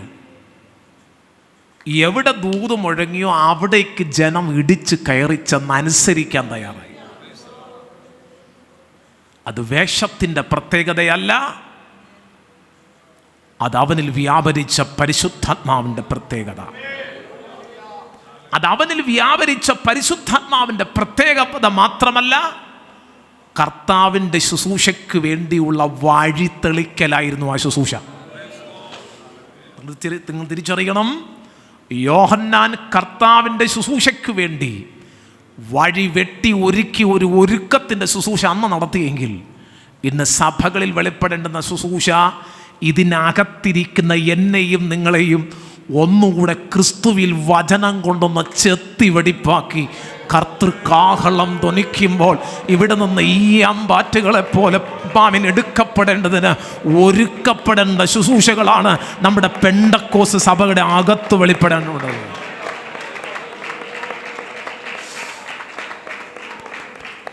ദൈവമക്കളെ, ഞാൻ ഒരു കർത്തൃദാസൻ ഇവിടെ നിന്ന് പ്രസംഗിക്കുമ്പോൾ നിങ്ങൾ മാത്രമല്ല ഒരുക്കപ്പെടുന്നത്.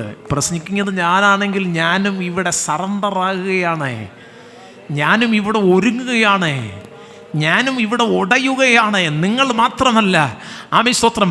കേൾക്കുന്ന ജനം മാത്രമല്ല ഒരുങ്ങുന്നത്, പ്രസംഗിക്കുന്നവനും ആമേൻ കേൾക്കുന്നവരും ഒരുപോലെ ആമേൻ ഒരുങ്ങുന്ന ഒരു ശുശ്രൂഷയാണ് പുതിയ നിയമത്തിൻ്റെ ശുശ്രൂഷ. അത് കർത്തൃവരവിന് വേണ്ടിയുള്ള ഒരുക്കമാണ്. ഹല്ലേലൂയ. കർത്താവിൻ്റെ ശുശ്രൂഷയ്ക്ക് വേണ്ടിയുള്ളതായ ഒരുക്കം ആയിരുന്നു യോഹന്നാൻ്റെ ആമേൻ സ്തോത്രം ശുശ്രൂഷയുടെ നിർത്തറായി വരുന്നു. ഒരിക്കൽ ഞാൻ ആ ഭാഗം ഒന്ന് ഓടിച്ച് ഒരു 2-3 കാര്യം പറഞ്ഞ് ആമേൻ സ്തോത്രം പ്രാർത്ഥിക്കുക. പ്രാർത്ഥനയ്ക്ക് ചില മിനിറ്റുകൾ എടുക്കണമെന്ന് ആഗ്രഹമുണ്ട്. അതുകൊണ്ട് പ്രൈസ് ദി ലോർഡ്. യോഹന്നാൻ്റെ സുവിശേഷം 1-ാം അധ്യായത്തിൽ അദ്ദേഹത്തിൻ്റെ ശുശ്രൂഷയെക്കുറിച്ച് അവിടെ പറയുന്നത് വെളിച്ചത്തെക്കുറിച്ചൊന്ന് സാക്ഷ്യം പറയുകയാണ്. യോഹന്നാൻ വെളിച്ചമല്ല, പക്ഷേ യോഹന്നാൻ ലോകത്തിൻ്റെ വെളിച്ചമായ ക്രിസ്തുവിനെ കുറിച്ചൊന്ന് സാക്ഷ്യം പറയുകയാണ്. അത്രയേ ഉള്ളൂ. പുള്ളി ആവർത്തിച്ചു പറയുന്നുണ്ട്, ഞാൻ വെളിച്ചമൊന്നും അല്ല. സത്യവെളിച്ചത്തെ ഒന്ന് പരിചയപ്പെടുത്തി കൊടുക്കുകയാണ്. 3-ാമത്തത് 1-ാം അധ്യായം യോഹന്നാൻ 1:29 രേഖപ്പെടുത്തിയിട്ടുണ്ട്. യോഹന്നാൻ ചെയ്ത ഏറ്റവും വലിയ ശുശ്രൂഷ, യോഹന്നാൻ ചെയ്ത ഏറ്റവും വലിയ ശുശ്രൂഷ ലോകത്തിൻ്റെ പാപത്തെ ചുമക്കുന്ന ദൈവത്തിൻ്റെ കുഞ്ഞാടിനെ അവൻ ചൂണ്ടിക്കാണിച്ചു കൊടുത്തു. സഖരിയാവിൻ്റെ മകൻ യോഹന്നാനെ, ഏലിയാവിൻ്റെ ആത്മാവിൻ്റെ അധികാരത്തോടെ കയറി വന്ന കർത്തൃദാസനെ അദ്ദേഹം ചങ്കൂറ്റത്തോടെ പറയും, എന്നെ ഏൽപ്പിച്ച ശുശ്രൂഷയുടെ ദൗത്യം, അതിൻ്റെ പൂർത്തീകരണമെന്ന് പറയുന്നത് ഈ ജനത്തിന് വേണ്ടി എൻ്റെ കർത്താവിനെ ഒന്ന് പരിചയപ്പെടുത്തി കൊടുക്കുക, ചൂണ്ടിക്കാണിച്ചു കൊടുക്കുക. യോഹന്നാന്റെ സുവിശേഷം 1-ാം അധ്യായം വിചിത്രമായ ഒരു അധ്യായമാണ്. ആ അധ്യായത്തിൽ ഇദ്ദേഹത്തിന് എങ്ങനെ യേശുവിനെ മനസ്സിലായി യോഹന്നാന് ആ ചാപ്റ്ററിൽ എഴുതിയിട്ടുണ്ട്. ആരുടെ മേൽ ആത്മാവ് ഇറങ്ങുകയും ആവസിക്കുകയും ചെയ്യുമോ അവനാണ് പരിശുദ്ധാത്മാവിലും തീയിലും സ്നാനം കഴിപ്പിക്കുന്നവൻ. അതിന് തൊട്ടു മുമ്പുള്ള വാക്യങ്ങളിൽ ഒരു ഭാഗത്ത് ഞാൻ രേഖപ്പെടുത്തിയിട്ടുണ്ട്. യോഹന്നാൻ തന്നെ പറയുകയാണ്, പൊതുജനത്തെ നോക്കി പറയുന്നു, നിങ്ങൾ അറിയാത്ത ഒരുത്തൻ നിങ്ങളുടെ നടുവിൽ നിൽപ്പുണ്ട്. യോഹന്നാനും അത് മനസ്സിലായില്ല. പക്ഷെ യോഹന്നാൻ മനസ്സിലായത് സ്നാന സമയത്ത് യേശുവിൻ്റെ മേൽ ആത്മാവ് ഇറങ്ങി വന്ന് ആവസിച്ച് കഴിഞ്ഞപ്പോൾ യോഹന്നാനും മനസ്സിലായി, ആമേൻ സ്തോത്രം, ഇതാണ് ലോകത്തിൻ്റെ പാപത്തെ ചുമക്കുന്ന ദൈവത്തിൻ്റെ കുഞ്ഞാട്. പിന്നെ എന്തിനാ യോഹന്നാനെ, നീ എന്തിനാ പിന്നെ തടവിൽ വച്ച് ശിഷ്യന്മാരെ അയച്ച് ഈ ചോദ്യം ചോദിച്ചത്?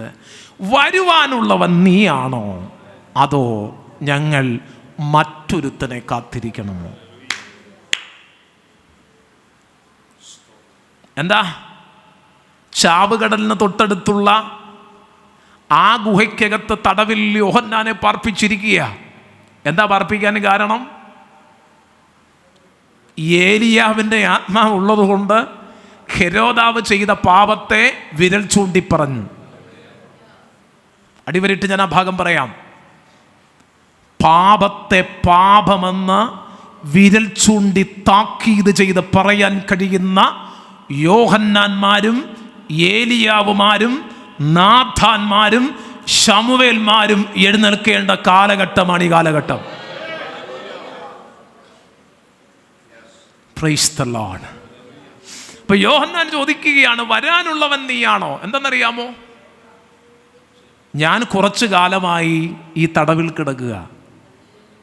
യെശയ്യാപ്രവാചകന്റെ പുസ്തകം 61:1-2-3 അവിടെ പറയുന്നുണ്ട്, ബദ്ധന്മാർക്ക് വിടുതലുണ്ടാകുമെന്നല്ലേ പറഞ്ഞേ, തടവുകാർക്ക് സ്വാതന്ത്ര്യം തരുമെന്നല്ലേ പറഞ്ഞേ. ആര്? മശിഹ. അങ്ങനെയെങ്കിൽ ഞാൻ തടവിലായിട്ട് എനിക്ക് വിടുതലില്ലല്ലോ, എന്തേ മശിഹ എന്നെ വിടുവിക്കാത്തത്? മശിഹ എന്തുകൊണ്ട് വന്നെന്നെ വിടുവിച്ചില്ല? ഇടറാനുള്ള സംഗതി അതാ. അതിന് കർത്താവ് കൊടുക്കുന്ന മറുപടി, ഞാൻ മശിഹ എന്ന് കർത്താവ് പറഞ്ഞു കൊടുക്കുകയല്ല ചെയ്തത്. കർത്താവ് അവനോട് പറഞ്ഞയച്ചു, പറയാൻ വേണ്ടി പറഞ്ഞയച്ചു, നീ ചെന്ന് യോഹന്നാനോട് പറയണം, കുരുടർ കാണുന്നു, ചെകിടർ കേൾക്കുന്നു, കുഷ്ഠരോഗികൾ ശുദ്ധരാകുന്നു, മരിച്ചവർ ഉയർക്കുന്നു, ദരിദ്രരോട് സുവിശേഷം അറിയിക്കുന്നു. എന്നിട്ട് കർത്താവ് പറയുന്ന ഒരു സന്ദേശം കൂടെ പറഞ്ഞ് ഞാൻ പ്രാർത്ഥിക്കാൻ പോവുകയാണ്. കർത്താവ് കൂടെ നിൽക്കുന്ന ജനത്തെ നോക്കിയിട്ട് ചോദിക്കുന്നുണ്ട്, നിങ്ങൾ മരുഭൂമിയിൽ എന്ത് കാണാൻ പോയി? കാറ്റിനാൽ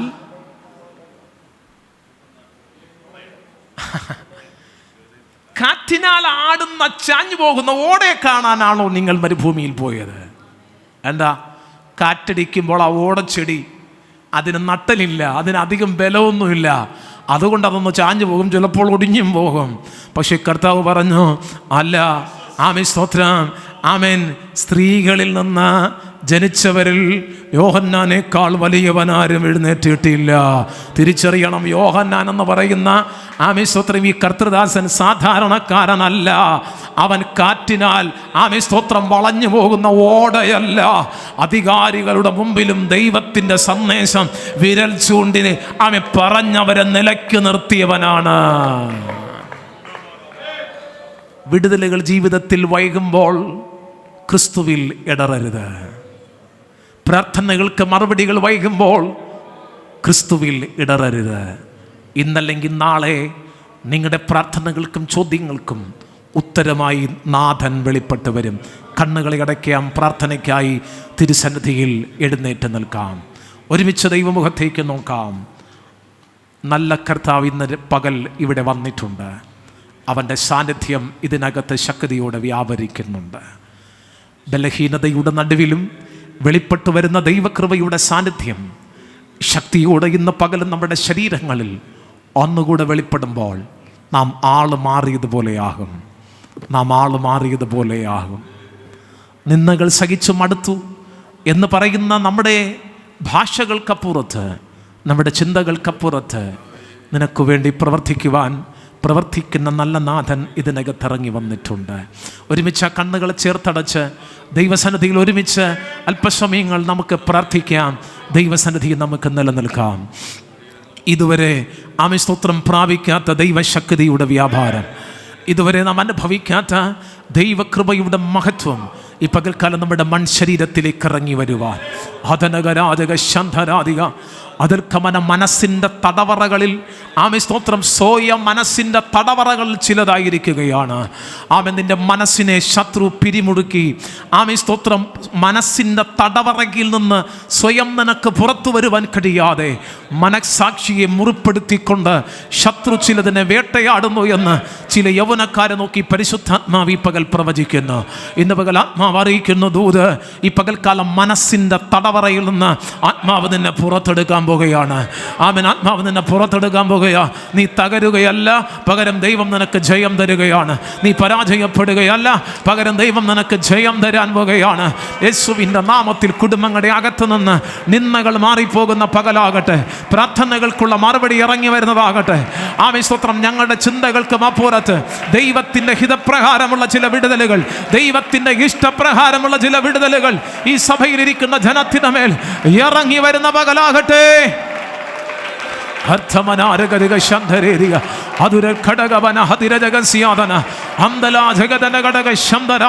നിന്റെ ശരീരത്തിൽ നീ ചുമന്നുകൊണ്ടുവന്ന രോഗങ്ങൾ ഈ പകൽ ഇവിടെ അഴിയും. നിന്റെ ശരീരത്തിന്റെ ബലഹീനതകൾ ഈ പകൽ ആത്മാവിൽ ഇവിടെ ആഴിയും. നീ ചോദിച്ച ചോദ്യങ്ങൾക്ക് ഉത്തര ഈ പകൽക്കാലം പരിശുദ്ധാത്മാവ് ഇവിടെ നിനക്ക് തരും. ബലഹീനതകളെ മറന്ന് ബലഹീനതകൾ തികഞ്ഞു വരുന്ന ഒരു ആത്മസാന്നിധ്യം, ഈ പകൽ മൺഭാണ്ഡങ്ങളിലേക്ക് ഇറങ്ങി വരുന്ന പകലാണ്. അത്യന്ത ശക്തി, എങ്കിലും ഈ അത്യന്ത ശക്തി ഞങ്ങളുടെ സ്വന്തമെന്നല്ല, അത് ദൈവത്തിന്റെ ദാനമാകയാൽ ഈ ജനത്തിന്റെ മേൽ ദൈവ സാന്നിധ്യം സ്പർശിക്കട്ടെ. ഈ ജനത്തിന്റെ മേൽ ദൈവകൃപ ശക്തിയോടെ ഇറങ്ങി വരട്ടെ. ഭാരങ്ങൾ നീങ്ങിപ്പോകട്ടെ, ശത്രു വച്ച മുഖങ്ങൾ അഴിയട്ടെ. രോഗത്തിൻ്റെ ശക്തികൾ നീങ്ങാൻ തുടങ്ങട്ടെ.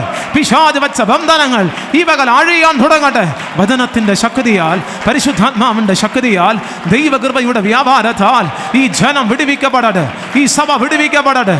ഈ കർത്തൃദാസന്മാർ വിടുവിക്കപ്പെടട്ടെ. ഈ ദേശം വിടുവിക്കപ്പെടട്ടെ.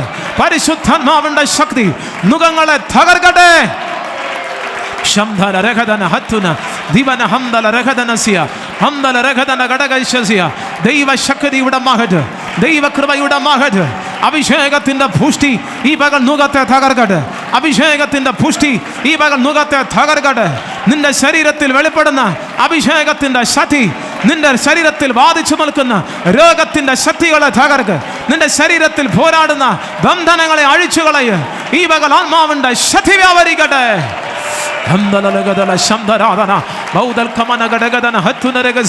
നിന്റെ നാവ് പരിശുദ്ധാത്മാവിന്റെ തീനാവാകട്ടെ. പരിശുദ്ധാത്മാവിന്റെ തീനാവാകട്ടെ. പരിശുദ്ധാത്മാവിന്റെ തീനാവാകട്ടെ.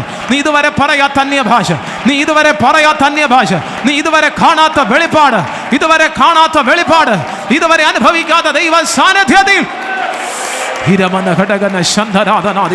വിവേചനത്തിന്റെ ആത്മാവിനകത്ത് വ്യാപരിക്കട്ടെ. വെളിപ്പാടിന്റെ ആത്മാവിനകത്ത് വ്യാപരിക്കട്ടെ. ഈ പ്രസ്ഥാനത്തിന്റെ അകത്ത് ദൈവത്തിന്റെ ശക്തി വ്യാപരിക്കട്ടെ. ദൈവത്തിന്റെ ശക്തി വ്യാപരിക്കട്ടെ.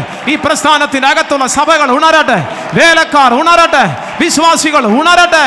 സഭ വളരട്ടെ. അന്തല ഘടകല ശംധല രഗതല അർത്ഥമനാരഗതികൾ കരഘടകല അന്തല രഗതന ശംധല രഗതന. ഹാമാന്മാർ ഒരുക്കി വെച്ച കഴുകുമരങ്ങൾ, ഹാമാന്മാർ ഒരുക്കി വെച്ച കെണികൾ ഈ പകൽക്കാലം അഴിയുന്ന പകൽക്കാലമാകട്ടെ. മൊർദെഖായിമാർ വിടുവിക്കപ്പെടട്ടെ. മൊർദെഖായിമാർ വിടുവിക്കപ്പെടട്ടെ. യേശുവിന്റെ അധികാരമുള്ള നാമത്തിൽ പ്രാർത്ഥിക്കുന്നവൻ വിടുവിക്കപ്പെടട്ടെ. ആരാധിക്കുന്നവൻ വിടുവിക്കപ്പെടട്ടെ. ക്രിസ്തുവിന് വേണ്ടി നിൽക്കുന്ന കുടുംബങ്ങൾ വിടുവിക്കപ്പെടട്ടെ. അത്തന രഗതന ഘടകജഗസിയാദന അന്തര രഗതന സംധരാദനാദിയ ധിരേജഗക്ഷസിയാദന.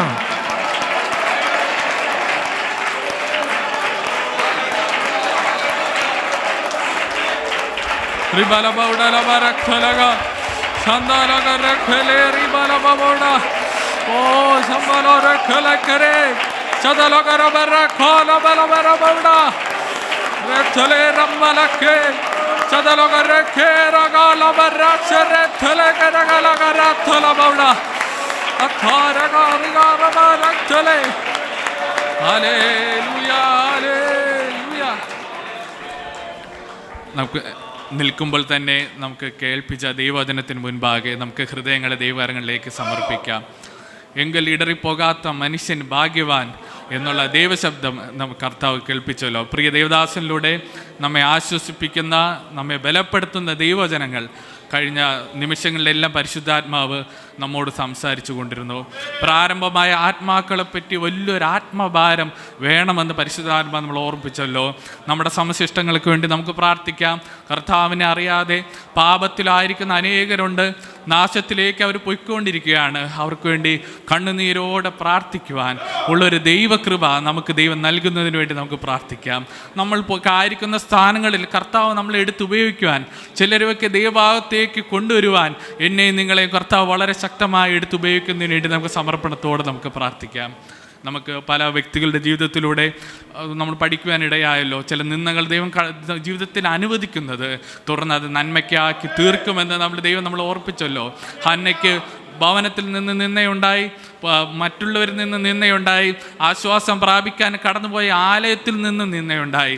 എന്നാൽ പിന്നത്തേതിൽ അവൾ തലമുറകൾ നൽകി അനുഗ്രഹിച്ചു എന്ന് കേൾക്കുവാനിടയായല്ലോ. പൗലോസ് അനേക സഭകൾ സ്ഥാപിച്ചു, അനേക രോഗങ്ങൾ പ്രിയ ദേവദാസിലൂടെ സൗഖ്യമായി.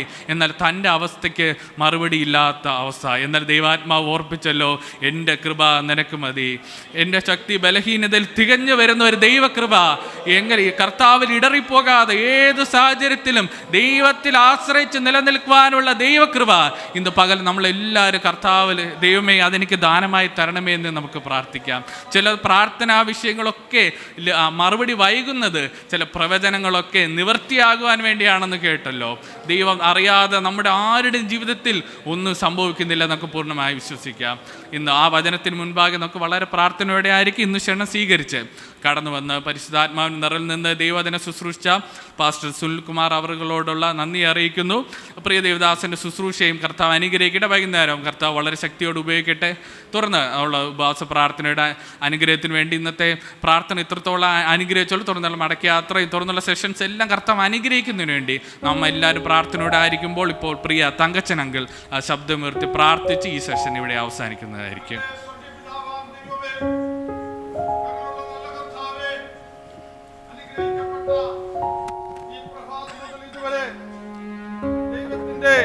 ശബ്ദം കേൾക്കുവാൻ അവിടെ ഞങ്ങളെ സഹായിച്ചല്ലോ.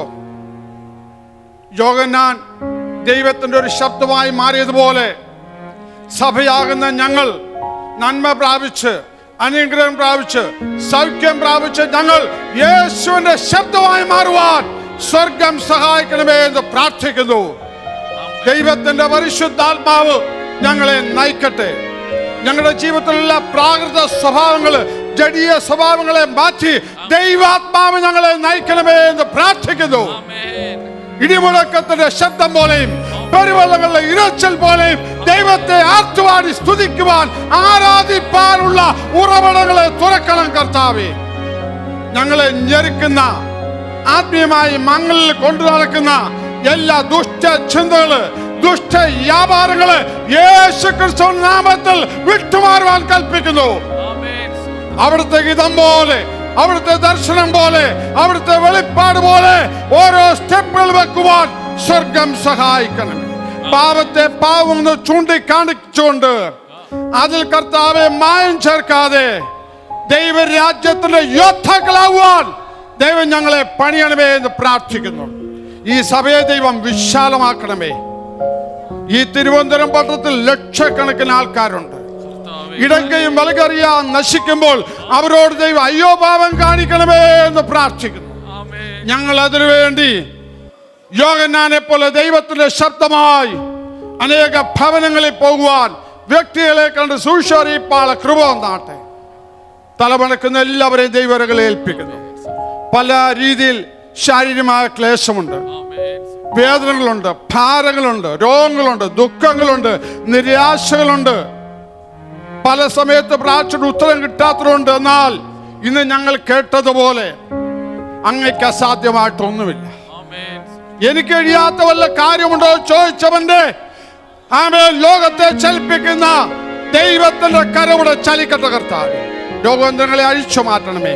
ഏത് ആവശ്യങ്ങൾക്ക് വേണ്ടി പ്രാർത്ഥിക്കുന്നുവോ അവിടെ ദൈവം പ്രവർത്തിക്കണമേ. ഇന്ന് ശുശ്രൂഷ പാസ്റ്റർ സുനിൽകുമാറിനായി പ്രാർത്ഥിക്കുന്നു. ശക്തിയോടെ വൈകിട്ട് ഉപയോഗിപ്പാൻ, ആത്മനിർഭര അധികാരത്തോടെ ശുശ്രൂഷിപ്പാൻ വീണ്ടും ശക്തീകരിക്കണമേ. പാസ്റ്റർ എം എ വർഗീസ് അവറുകൾക്കായി, തോമസ് കുട്ടി പാസ്റ്റർ അവറുകൾക്കായി, സഹ ശുശ്രൂഷൻ എല്ലാവർക്കായി സ്തോത്രം ചെയ്യുന്നു. വീണ്ടും യോദ്ധാക്കളെ പോലെ ശക്തിയോടെ തേജസ്സിന്റെ ശുശ്രൂഷയ്ക്ക് വേണ്ടി ഒരുക്കുന്നതിനായി സ്തോത്രം. അങ്ങ് ഞങ്ങളുടെ പ്രാർത്ഥന കേട്ടതിനായി സ്തോത്രം. വൈകിട്ട് എല്ലാവരെയും കൂട്ടുവരുത്തണം.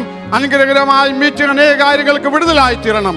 ഞങ്ങൾക്കായി ജീവൻ തന്ന യേശു കർത്താവിന്റെ നാമത്തിൽ തന്നെ ആമേൻ, ആമേൻ, ആമേൻ. സ്തോത്രം, സ്തോത്രം. സമാധാനത്തോടെ മടങ്ങിപ്പോകാം. വൈകുന്നേരമുള്ള സെക്ഷൻ കൃത്യം 7 മണിക്ക് ആരംഭിക്കുന്നതാണ്. പാസ്റ്റർ സുനിൽകുമാർ അവരുകൾ ദൈവവചനം സംസാരിക്കുന്നതായിരിക്കും. പ്രാർത്ഥനയോടെ നിങ്ങളെല്ലാം കടന്നു വരിക. പുതിയതായി കടന്നു വന്നവർ ദയവായി പ്രിയ എം എ വർഗീസ് പാസ്റ്ററിനെ കണ്ടിട്ടേ പോകാവൂ എന്ന് ഓർപ്പിക്കുക.